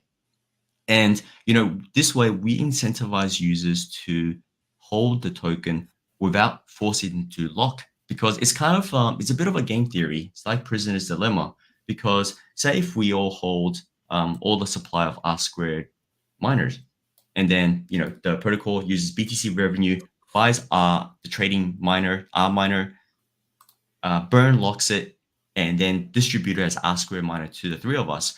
But say if I sell my yield, I turn it to R miner, sell for BTC. Then the next day, both Shizzy and Yagobi, if you guys didn't sell your yield, you have a bigger proportion than I do. That means the next day you receive more yield. So this system, it rewards dummy hands, people that hold on to the asset. You receive a bigger portion of the yield the following day and the day after. Works like compound interest. And the beauty of this is because of this new token form factor is extremely composable, so that users can go restake with our partners. We actually have 2 in the pipeline, that's more or less finalized. We're just going through internal testnet to make sure everything works as expected. So I can't give you their names just yet, but let's just say they were their trading volume were top 10 in Uniswap recently. Oh wow. So with the new R square miner, when I say it's composable, that means the user, as a user, you can go restake it with other protocols and receive their yields. And at the same time, you continue to receive your BTC yield. You know, traditionally, if you choose to stake your the token not with your own protocol, with a partner protocol, you have to choose. Normally, you sacrifice the original yield, you get someone else's yield. But with this R square rebase form factor, you get the best of both worlds. And it also reinforces liquidity, because for users, you always can sell your R square miner by turning to R miner, because the income from the BTC mining machines are buying R miner every day and injecting BTC liquidity into it. Interesting. Gotcha. So I'm just gonna take a quick pause in case you have any questions. Yeah. Okay. So I have like 50 minerals staking. I'm earning R squared miner, and then that's or Yes. no. Well, You R are. miner, So right? you're earning R miner. So you're earning R miner, Okay. and if you want R square miner, you just have to head to the website and then convert it Gotcha. to Okay. So I'm earning squared. R miner, and if I want to get that potentially staked, I would just convert that 1-to-1 in the R squared miner, and then I'm just earning by holding. Is there any reason why I would need to go back to R miner To sell. You want to sell? Yes. to sell? Okay. Okay. That's I only. get it now. I would say personally, I would never, unless you're planning on selling, you should always hold R square miner, because that's when you get yield, and you Gotcha. can convert it back at any time. There's really no reason to hold R miner, to be honest. I got you. Okay. Makes sense. Yeah. Okay, cool. So, obviously there was something that was kind of needed to get the energy back for your ecosystem. I think this is a great option for that. Let's talk about the minerals, because, that was a main focal point of your project in terms of an asset, right? So the blue mineral, I know there was plans for another mineral color that was going to be launched. Is that no longer happening? And are you guys only sticking with the blue mineral now? Yes, we're sticking with blue mineral, and we're treating it as a Genesis asset, because that's when all of the early supporters came to support the project, and that's how we bootstrapped and launched the initial batches of RWA. And just so keep in mind, with blue mineral right now, you're mining 3 assets. You're mining BTC, you're mining FB, and you're also mining R miner. And our first buyback plan is happening this week. And then there will be at least, from the schedule that I can see, at least 11 more buyback plans. So we'll be continually buying back blue mineral from the market. And keep in mind, so blue mineral and miner, or R miner, has a symbiotic relationship as well, because as the value of R miner increases, it's good for blue mineral. And as we buy back more blue mineral, there's less of a circulating supply in the market. So existing holders will receive more yield. And I would say naturally the price of blue mineral should go up as well. Gotcha. Wow. Okay. So yeah, I do see it actually on the dashboard, because I was going to ask, the FB. So the FB has been implemented into the dashboard for earning. Is that FB going to be a bigger earn because of the token having less value than Bitcoin, or what will that look like? With FB, with dual mining, it doesn't compromise the amount of Bitcoin that the machine mines. So if you do dual mining, you can obviously switch to just mining FB, using all of your terahash to mine FB, or you can do dual mining. So the FB income is just added on top of the existing yield. You can see on the dashboard, we recently implemented, we were brainstorming how to properly distribute the FB income. So we've implemented the dashboard, and the full distribution should happen sometime this week as well. Gotcha. Awesome. Yeah. When was that implemented, by the way? The FB. Dual mining, Dual mining, it started roughly 2 weeks ago. Okay. I'll have to double check our Twitter post, but roughly 2 weeks ago. And as you know, with FB, especially I think the previous week, the price action was really good. I think it's gone down a little now, Yeah. but it was approaching $30-$40 per FB at some stage. So at the highest point with FB with dual mining, that actually increased the yield by roughly 27%. Yeah, I mean, I think that's great that you guys did that. I mean, from the moves that I've heard from today, I think you guys definitely put a good game plan together. You know, obviously, we're going to see how this plays out in the next 6 months, but you know, with the FB added and then adding this kind of rebase approach with the R2 miner, incentivizing holding for yields, and you know, in that state and stuff like that. I really like what you guys are doing.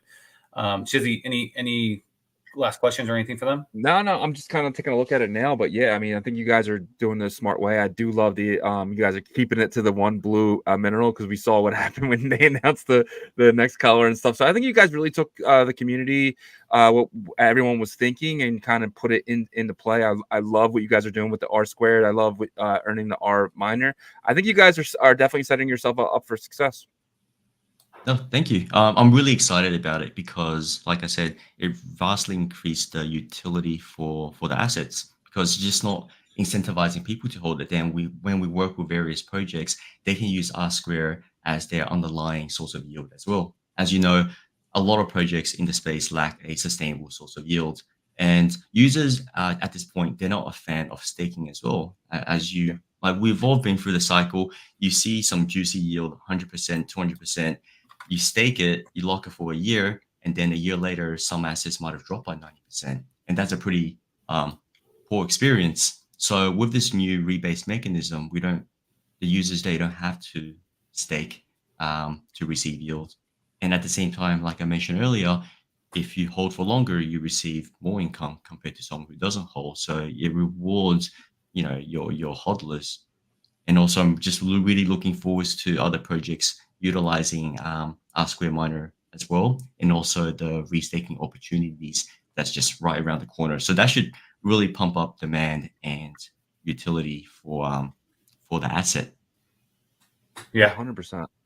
I agree. Well, Jim, it's been great for having you up here and really just kind of breaking it down for the community. I think this was definitely needed, just to inform the blue mineral holders and what's happening. Shizzy and I will get together and put a tutorial video together to help the community on how to convert R miner to R squared miner. And yeah, I think we're excited to see where this goes. Very much appreciated. I am just reach out if you guys need anything from us. Awesome. Yeah. Thank you so much for having me. Yep. I really enjoy your show. It's awesome. You. Do you watch? Nice. Thank you, man. I do, especially Jeff's commentary is great. Yeah, for sure. Amazing. All right. Thanks, buddy. All right, Jim. Well, we'll talk to you soon. Okay. All right. Take care. All right. Bye. All right. It looks like Mr. J did leave for a second, but he's back, and I do got what he wants me to pull up. So, okay. Do you want to go there next? Yeah, we'll go there, and Fonzie. I think that's okay. Okay. Yeah, we'll go to Mr. J. had the pleasure of meeting him in person. He said I look like Keanu, which was interesting. Well, let's bring him up. Let's bring Mr. J up. What's going on, brother? How are you doing? Yo, GM guys, it's amazing to always be here. I think I kind of missed it because I think you guys were gone for like 2 weeks to Token 2049. Yeah, and bro, you really do look like Keanu. I can see that. Probably just need like a suit and a gun. I think you're ready to go. Really. Yeah. And maybe shed about 30-40 pounds, and then I might look like. But you know what, man, I apologize. I wish I wasn't as sick, because I definitely wanted to hang out with you longer. But it was good to meet you in person, though. Yeah, bro. It's been wild, man. Tuka 2049, just Bitcoin events alone, it keeps you busy, and then you also have all these different ecosystem events that really opens up your eyes to what are the possibilities that you can do for Bitcoin if there were like more scalability on it. So that's why I really like what Merlin and what other Bitcoin layer 2s are doing. I'm excited to build on them. And, you know, talking about building, we do have some stats to share. And this is funny because one of the things that we've been doing, I would say everything that we've been doing is just heads down, building. We haven't really had the time to actually look at our own stats. And now that we're kind of like preparing for the next phase of Unicross, we really are shocked, you know, by what happened recently. So yeah, that's something that I really wanted to share with you guys and share with the audience here on what we've done so far in this past, I would say more than half a year. All right. Close to a year now, actually. Yeah. Shizzy's brought up the screen here, so let's go ahead and dive right in. Yeah. So recently we've done a tally of what we've been doing here at Unicross, and we just really wanted to share some of the numbers that we did, notably for inscribing. So we, as you can see, for runes, we've had a total of $270,000 in gas fees that and $70,000 in gas fees for BRC20 inscribing on Merlin. So that's a lot going to Merlin, and we have some pretty good stats for that. But one of the more interesting things that we noticed doing the bridging on Merlin was that once we've tallied up the amount of assets that we do have, it kind of like surpasses some of these Bitcoin layer 2s. You know, that kind of really shows you the numbers that are on Merlin and the volume that's going into Merlin every day, every month. And these stats are really, really impressive for Merlin. And we couldn't have done it without them. Talking about like bridging ordinals, that's like close to $5.5 million. BRC20, about $40 million. Runes, about $5.57 million. And close to $9 million for BRC 420. We're beginning to see a bit of resurgence of BRC 420 with Bitmap Game, and I think this is a trend that we are going to see continue to expand. You know, all these bridging amounts actually show you like what's this potential of Bitcoin assets and Bitcoin finance, because we're really, really just getting started in this ecosystem, even though it's been like close to 2 years now. But people always go for these shiny objects, and they fail to actually understand why Bitcoin finance and Bitcoin assets are actually going to be experiencing what you call a summer in the coming months or in the years. Because right now, there's only 50% utilized on Ethereum, and they've already garnered some pretty impressive numbers. Think of Bitcoin. Bitcoin is only less than 1% utilized right now in its ecosystem. And as we continue to grow, even 10%, we would be surpassing Ethereum by a lot. So looking at Launchpad, we did launch a token together with the community called Rufi. And we've done like 550,000 transactions. And that's over $1 million in gas fees alone, just for one launch.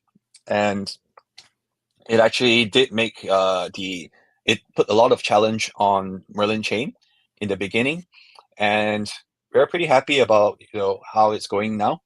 There is a little bit of alpha coming along soon, and for the market, the market cap of these Bitcoin assets have been growing tremendously, up to a total of almost 1.5 billion right now, just on Merlin itself.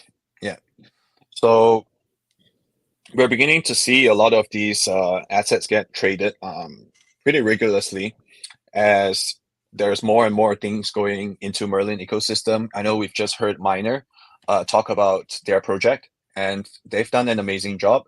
And there are also like Bitmap Game, BitGenie, who's doing a lot on Ton. And I like what Jeff said, that on Telegram, that's really one way to onboard a lot of users. They have like huge numbers that can complement this huge liquidity on Bitcoin.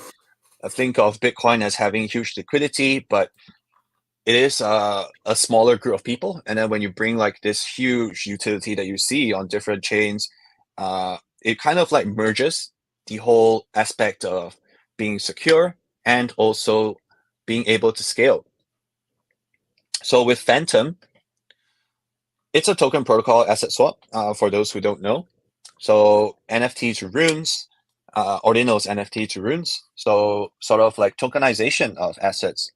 We're seeing almost 118 million in Bitcoin in the pool, and NFTs to BRC20, Ordinals NFT to BRC20. We're seeing almost like 2 million Bitcoins, $2 million in Bitcoin price, and BRC20 to runes about $2.14 million in Bitcoin. So there is more coming. I know Jeff did let on a little bit about what we're doing with Phantom. We'll be having an announcement tomorrow, and we'll be adding a new asset class, which is BRC 420 to runes.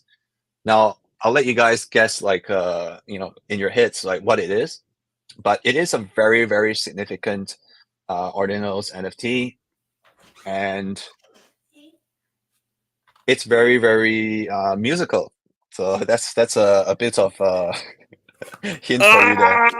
Oh, let's go! I just got really happy like a little kid because I hold some of those, and I've been wondering what's gonna happen with those because I know they're really popular from like a meme, and the audience is probably like, "What the heck are they even talking about?" So if you Yeah. know, you Oh, know. If you know, you know. Pay attention to Ordinal Revolution, because these guys, I know you guys have been probably talking about it a few times already.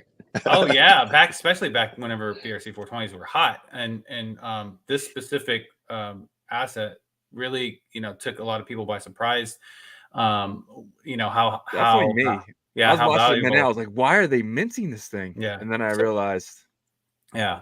So the one we're talking about, just to let people know, is the song is about NFTs. But that's not Mr. J saying that that's the asset. I'm saying that I'm guessing that that's what it is. But yeah, I mean, like these stats are amazing. Are these specifically specific to Unicross stats? Yeah, these are just on Unicross. Yeah. That's wild. That's wild. And I go to DeFi Llama and I try to, tell people, hey, look at the volume. Merlin is #1 every single time when it comes to Bitcoin sidechains. So, it's not surprising, but what does surprise me in a good way is how well you guys have performed. I mean, goodness, you got to pat yourself on the back for this. I know you work very hard, you and your team. So congrats for achieving these numbers. Thank you. And there is actually more to this image, but this is something that we're working on. I know we've been talking about on-chain indexing just right before Merlin Monday. So that's something that we're working on as well. We believe that, everything is a start. I think when Merlin started, we did say like, side chains, layer 2s, these are actually a start. You have to start somewhere before you can reach perfection. And that's what we're building towards, unleashing the potential of Bitcoin assets, Bitcoin finance everywhere. Yeah. 100%. I mean, you got to remember, Merlin's the only other place where I can trade bitmaps. I can't trade bitmaps anywhere besides Layer 1 in Merlin. I can't trade no monkeys anywhere else besides Bitcoin and Merlin. So Merlin really is taking that, that aspect of trading actual Layer 1 assets more than anyone else. No one else, no other chain is even thinking about this. I mean, I don't care if you go to BitLayer or any other chain. They're not bringing Layer 1 assets that you guys are on. Oh, yeah, sorry, I didn't mean to interrupt you. I was going to say, other chains, though, other than like the BitLayer and stuff, they're thinking about it. They just haven't been able to accomplish it. Like stats. Exactly. Stuff like that. But they don't have a Unicross, right? So I think that's a big thing. You guys really thinking. I mean, seriously, there's no other place. I can't name one other place that's doing what you guys are doing. It seems so different than anywhere else. Thank you. And yeah, we'll be continuously building for Unicross and our future product. One thing I do want to mention, since Ordinal Hive is here, we are working a little bit on something together as well. I think you guys will hear it next week. So I'm very excited for Ordinal Hive myself. Fonzie, you guys heard Fonzie. He brings all this energy, this positive, amazing energy, and it kind of like makes you smile every time you talk to him. So he's bringing this energy to Ordinal Hive, and we're just honored to work together with them. That's awesome. Yeah, and yeah, that's it about me for this update. Apart from Token 2049, what we've been building, our current stats. If you guys have any questions, feel free to ask. Awesome. And we'll definitely have you back, for that alpha moment whenever you can announce that. But we appreciate you, Mr. J. As always, you're a huge part of the ecosystem over there on Merlin and in the Bitcoin ecosystem. Mr. J's an OG Ordinal enjoyer. I mean, talking about from the early days last year. So thank you, sir, for spending time with us in the Bitcoin ecosystem community today. Thank you. And and one more thing as well. I think I forgot to say this, is that I changed my Twitter handle from Mr. JDGen to Juga BTC. It just kind of like symbolizes this shift that we're about to experience in Bitcoin, in Unicross, and beyond. Yeah, Thank it's you. like Mr. J just went Super Saiyan, bro. He just went to a different person, yellow hair, like aura around him now. Let's go, man. It's go time. Let's fucking go. Oh, there you go. All right. I'm still gonna call you Mr. J though, because that's what I'm used to. But I see Juga. Unless do you want me to call you Juga? No, you can call me Mr. J. It's okay. Okay. Or J. I'll call you brother. All right, man. And until next time, take care, and we'll talk to you soon. All right. Cheers. All right. Bye. See you, buddy. All right. Let's kind of digest that for a second. I mean, that was pretty big news. I love that they put it all in forum where you can kind of just take a look at it very quickly and get a good aspect, good aspect of what's going on, because I had no idea they're putting together this much numbers. Yeah, I did, but like, maybe not that much, but like I knew they were doing high volume stuff. They're a very key, intricate part in that ecosystem, and so I'm just happy for him and his team, man. Like they grind, really hard and 100%. and work really, really hard. And speaking of someone that works really hard, and I'm getting a little tired. I'm getting a little tired. I need my coffee. Let me bring him up. Fonzie, what's going on? GM guys, how you guys doing? Yo, we're one day off October. October is next. It's tomorrow. It's tomorrow, guys. Yeah, man. Yeah, I was reading the chats here. So Yagobi looks like Tom Cruise and then Keanu Reeves. Those are two individuals. Let's go, Yagobi. How do you do it? You gotta teach me. I feel pretty good, man. My confidence is up right now. You know what I'm saying? Let's go. Yeah, this chat is killing it. They're doing pretty good. But yeah, no. How you guys been? I know Yagobi, you're back from the trip. We missed you here. I took over your spot last Thursday, so I was there with Shizzy. Dude, I've got really good people saying you gotta have Fonzie on more and more. So I'm like, okay, let's go. I think you did an amazing job, by the way. You killed that as a co-host. Great job. Thank you. It was so much fun. It was just so much fun discussing what's going on in the ecosystem, and there's always something going on. Like it's Bitcoin, and as I see Merlin Chain make Bitcoin fun again, it's fun. It's definitely right there. So definitely looking forward to next couple of months, and it's pretty close towards the end of the year, which is crazy to think about. I thought we just finished celebrating 2024 yesterday, so I can't believe it. I mean, 100%. Oh man, but I'm excited. I know you guys have a lot of updates. Me and you've been talking in the DMs, and you guys are just advancing every single day. I mean, I wasn't expecting you guys to be just moving this quickly. Yeah, no, it's honestly it's grind at the end of it. It's a passion for what we do, and it's grind, right? Making sure we build the things we need to build, and doing so in a very dedicated timeline that makes sense for everyone. Building something of quality at the end of it, right? So building the L2 took time, and then coming back to L1, doing it in a time reference we did it. So was kind of astonishing. I was surprised. I didn't think it was possible during that time frame. But there's different things we'll be shipping out down the road, and it's just in time for onboarding next wave of individuals, traders who want to come onto Bitcoin and provide them the infrastructure, right? The platform for them to trade on, which is quite exciting to say the least. But yeah, we have our L1 play coming down tomorrow. We'll be announcing a tweet. So early access, if you're in the whitelist, you're good to go. high pass holders, you're good to go. I know Shizzy, Yagobi, I'll give you guys access as well, which I think you guys should have access. So definitely let me know your thoughts. And what's coming next is, kind of integrating the mempool with it, right? So having that integration, the mempool is very, very powerful as Yeah. we speak, especially when it comes to trading. So you definitely want to have at least assemblies of that in the marketplace, and we'll start seeing that at least any marketplace on Bitcoin has to be built around the mempool. Yeah, once you buy an asset, your job's not done. You Oh, yeah. have to compete against everyone else, and you guys are building some really cool tooling to actually kind of help the normie instead of always letting the person who is really good and has their own node and can do Yeah. things that we can't. And you guys are giving us the tooling for that, so that's pretty cool. Exactly.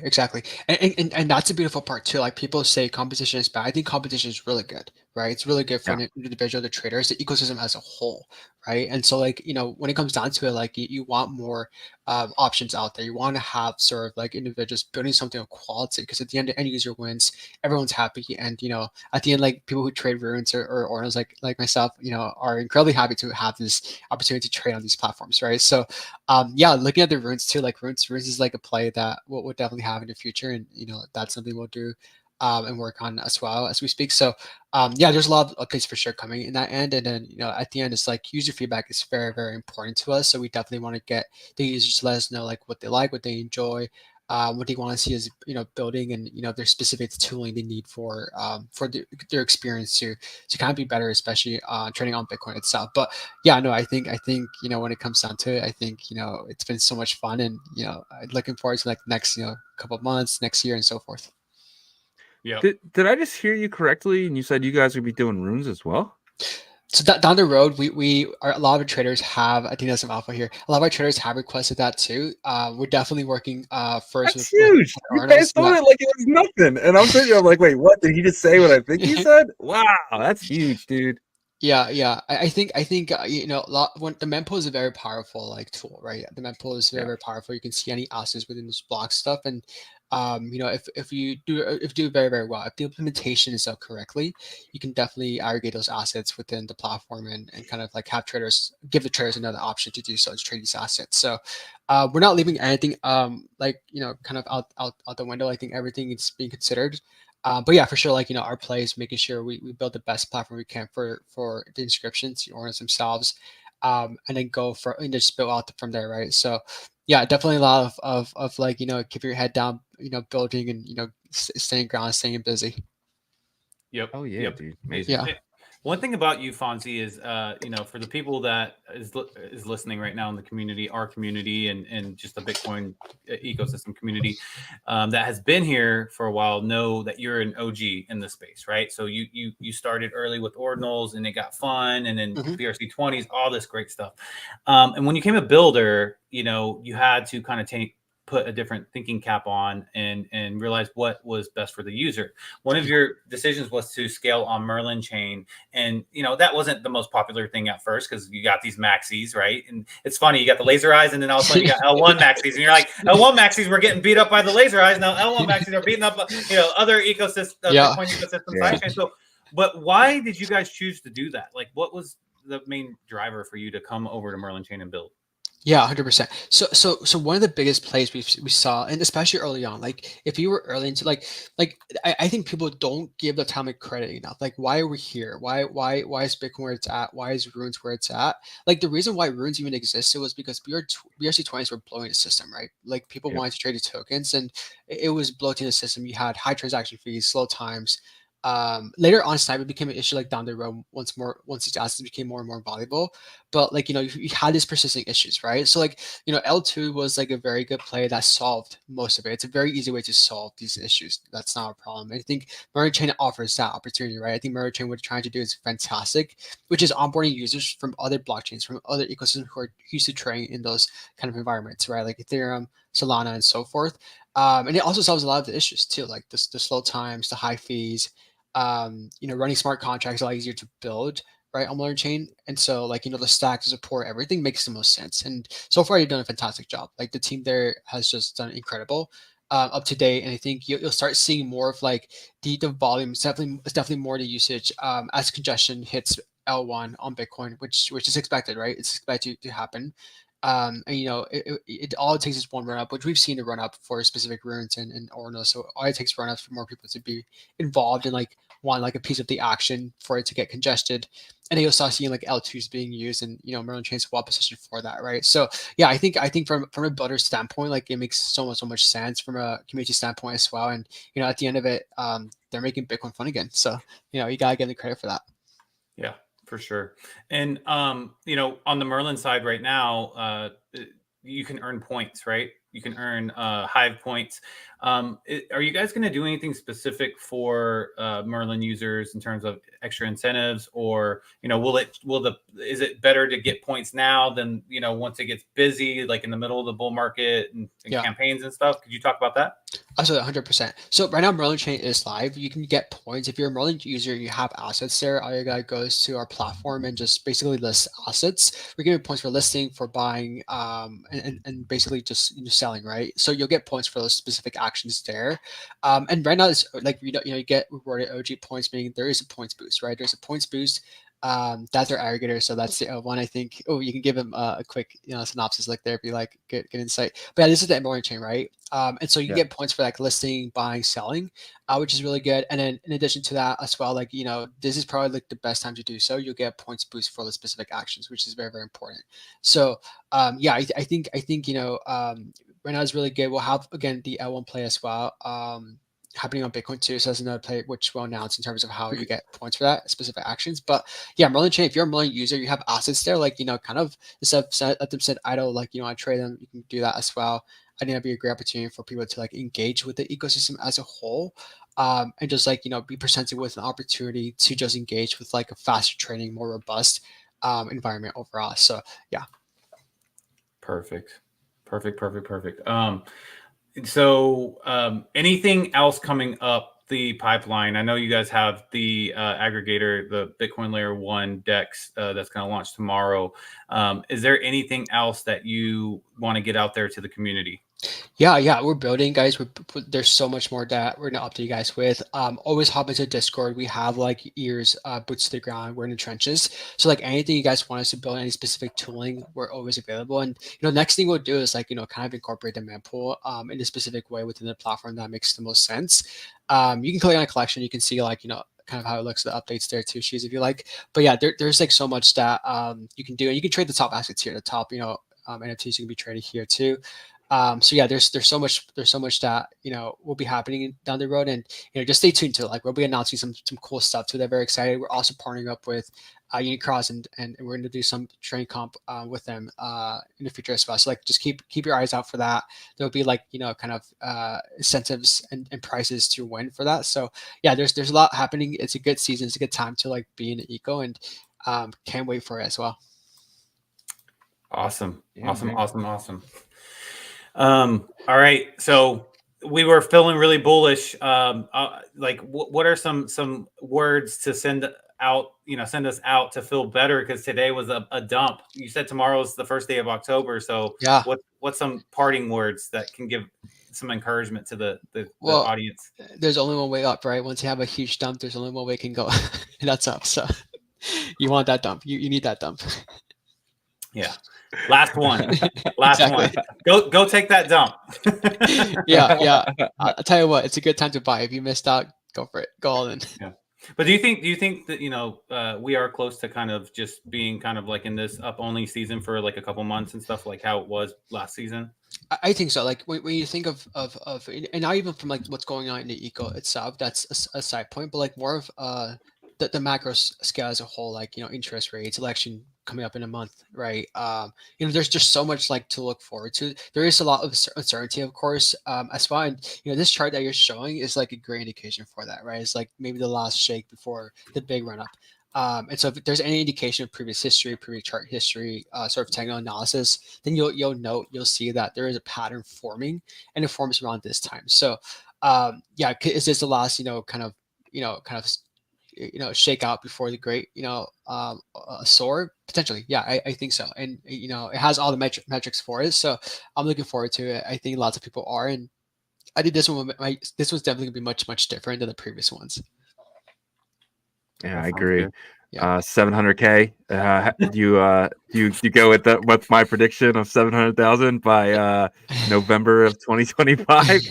If you think it's going, if you think it's going to 700,000, you're not bullish enough. Oh shit! There I gotta you go go. check myself. Okay, I think that's good. That's a good sign, but I think it can go higher for sure. Dude, when you're saying the last shakeout, I just kept thinking shake and bake. This is the shake before we bake, baby. There you go. But Fonz, There you go. always great having you on, man. Thank you for showing Appreciate up it. for Merlin Monday, because you guys are really doing it all. Not only are you building on Merlin, but you're building on Bitcoin Layer 2.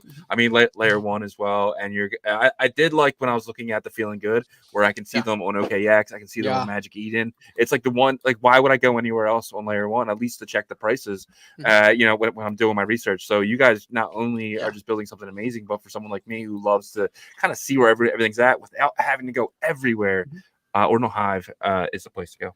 Perfect. Exactly. And we'll be incorporating Mempool, so you'll see live data on the Mempool as well. And you can purchase through the platform too. So you can purchase a platform. Next update will be listing across different marketplaces, even ours too. So there's gonna be all different sorts of stuff that we're gonna add to it. So it's a progressive build. Version 1 is out. Feel free to take a look at it. Shizzy, test it out yourself as well as Yagobi. Make sure to send me a wallet address if it's not added, and then give me your thoughts on it. Definitely love to kind of get insight and any specific changes or things that you think need to improve. I'm all ears all the time. Dude, you're building tools that I didn't even know I wanted. I want that now. Yeah, that was a good one. Appreciate that. All right, Fonzie, man. Till next week. Perfect. Till next week. See you guys. Cheers. Take it easy. See ya. Bye. All right, guys. That's our show for today. I hope you enjoyed what we in store for you guys. We gave you guys the top 15 Ordinals assets. We gave you guys Merlin Monday. We're really bringing you guys the alpha. We feel like getting everything now before we go into the banana zone we're about to be in is really going to benefit you, not only as an investor, but to someone who really can articulate to the next person coming in, because you're gonna have a lot of people coming in and saying, what should I do, because you guys are now the experts, because you've been watching our show for over the last year, you've been watching other shows for last year, you've been playing around. You guys are gonna feel like how people felt in 2021 that were there in 2019 and 2020. You guys are going to be the experts of this cycle, but we got to play it smart. We got to know everything about everything and really, really use our knowledge this time, because it is going to feel like everything you own is going nuts, but knowing where the highest gains are, that's what's going to separate you from someone who is new and when they get out, right? So yeah. Oh, this is a great comment, man. I love this. Zeesh Tech says, I never want to be the smartest man in the room. No. By that, he means he wants to surround himself by intelligent people that, he wants to be like. And that it goes back to the old saying, surround yourself with the people you want to be like. You want to be a lawyer and you're in law school, surround yourself by lawyers that are active lawyers right now. That kind of concept, right? So 659 people. Right. So we appreciate you guys. You guys are awesome. You guys are everything to us. You guys and the builders, of course. We want to thank the Merlin Chain builders. We want to thank Jeff. If you do have a moment, guys, please check out our partners. BitPerp is a perpetual leverage DEX that's going to be launching on a Bitcoin Layer 2 in Q4. So it's going to be coming up here in the next couple of months. Like Shizzy said in the beginning of the show, there's going to be a paper trading competition. Both of us will be active in that. We'll make it fun. So just stay tuned for that. Ordinal Hive, our guy Fonzie just broke everything down to you. I don't even know how to say anything right now. But it is a aggregator marketplace for ordinals on Bitcoin Layer 1 as well on Merlin Chain. That beta.ordinalhive.io on Merlin Chain. Go earn points, because that campaign, the booster, is going to stop. And once things are crazy hectic next year, you're going to be able to have all these points added up before people can start farming them. And then Fluid Tokens, another partner of ours, Raul over there. Those guys are UTXO dev wizards. He's the first platform to have staking assets on Bitcoin Layer 1. Go over there and you can stake your Billy Cats. I think today's the last day to stake your Billy Cats and a couple other things. They're adding new assets. So if you're a founder or you want to have your community be able to stake, reach out to Fluid Tokens. And then finally, the last one is Foxy. Guys, I know the Clan Wars wasn't as advertised for today, but don't worry, those guys are building hard, and we talked to them. What Shizzy and I are going to do is probably a little pre-record just to give you guys a taste. Believe me, they're not far from making this smooth. It is, I played it for 2 hours. Very, very fun. But look out for them. They have the Clan Wars. There's going to be a little something, another announcement, but I'll let them do that once they get back from Amsterdam. They will be in Amsterdam. So if you're going to go there, go check them out. And yeah, we appreciate you guys checking out our partners. Yeah, and obviously Merlin Chain. We just brought Merlin Chain on today. Merlin Chain, they're definitely going to be leading the L2 in ordinal assets. And Merlin Chain, not only are they going to be doing that, but you heard Jeff say it on the show today that they're going to be building Telegram front ends to use the Merlin backend. That is absolutely huge, guys. I don't think you guys understand the implication of millions and millions of Telegram users now not knowing what chain they're playing on. And the Merl token is going to be very successful in that because it is the governance token of Merl. So you control the Merlin chain using that token, guys. This is something special. And it's not only happening with the Merlin chain, it's happening with so many others, but Merlin chain is really coming through and being the leader in my opinion with that. So yes, sir. Yes, sir. All right, guys, and if you guys wouldn't mind checking out ordinalrevolution.com, we have some of the best articles dating all the way back to last year. If you know someone just entering the space, please send them our website. We really feel like it can get them caught up very quickly. And if you guys are interested in merch, we have some of the best Ordinal merches. Hit the store, and that takes you. So we got school bags, we have shirts, hats, and if you guys want us to add something, just let us know. We can add for you guys. And it is done by a third party. We do not see your address. We don't see your name. We don't know what you ordered. All through a third party, so check that out. And on top of that, if you're looking for to go to Bitcoin Bitcoin Amsterdam, we do have discount tickets there, and also discounted tickets for BTC Las Vegas in May. So check that out as well. And a VPN. If you guys are traveling without a VPN, it's like not a good idea because everyone can see exactly where you live. And I'm not saying that for any reason illegally, but privacy is a right that we have and a right that you should use. Be very private with everything. You don't want anyone really knowing, especially in crypto, where you live. And that's a big deal. And guys, we are live Monday to Friday, 11 a.m. Eastern, 10 a.m. Central, 8 a.m. Pacific, and 3 p.m. UTC. Check us out every single weekday. We'll be here for you guys, giving you guys the latest and alpha. And latest and greatest. But on that note, I'll see you tomorrow. Peace.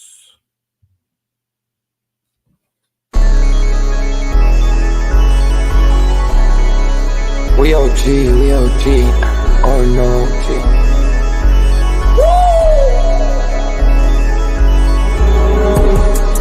You're not bullish enough. Yeah. Oh no, you're not bullish enough. You ain't got the oh no. I get stoned by the bolo. Bitcoin set to overload, yeah. Experts on reload, yeah. You're not bullish enough, yeah. Oh no, you're not bullish enough. You ain't got the oh no. I get stoned by the bolo. Bitcoin set to overload. Experts on reload. Mempool getting hot. Everybody wanna rock, ayy. Rooms is coming, everybody on a knot, ayy. It's a nuisance, Ordinal Revolution, ayy. Ordinal Revolution. Yo, it's my guy for real, bro. Got friends right now. Yo, BRC 420, bro. Yo, that shit on fire, bro. Imagine if he in here. Yeah, lock it in the seal. Murder. I got balls of steel. Nookies on the field. Yeah, this shit for real. With no calls, I get so far. Got 100 phone calls that I go hard, and they gon' love me. Smoke weed, huddle back. I get shiesty. Where my Bitcoin looking lovely. All this Satoshi's nothing above me.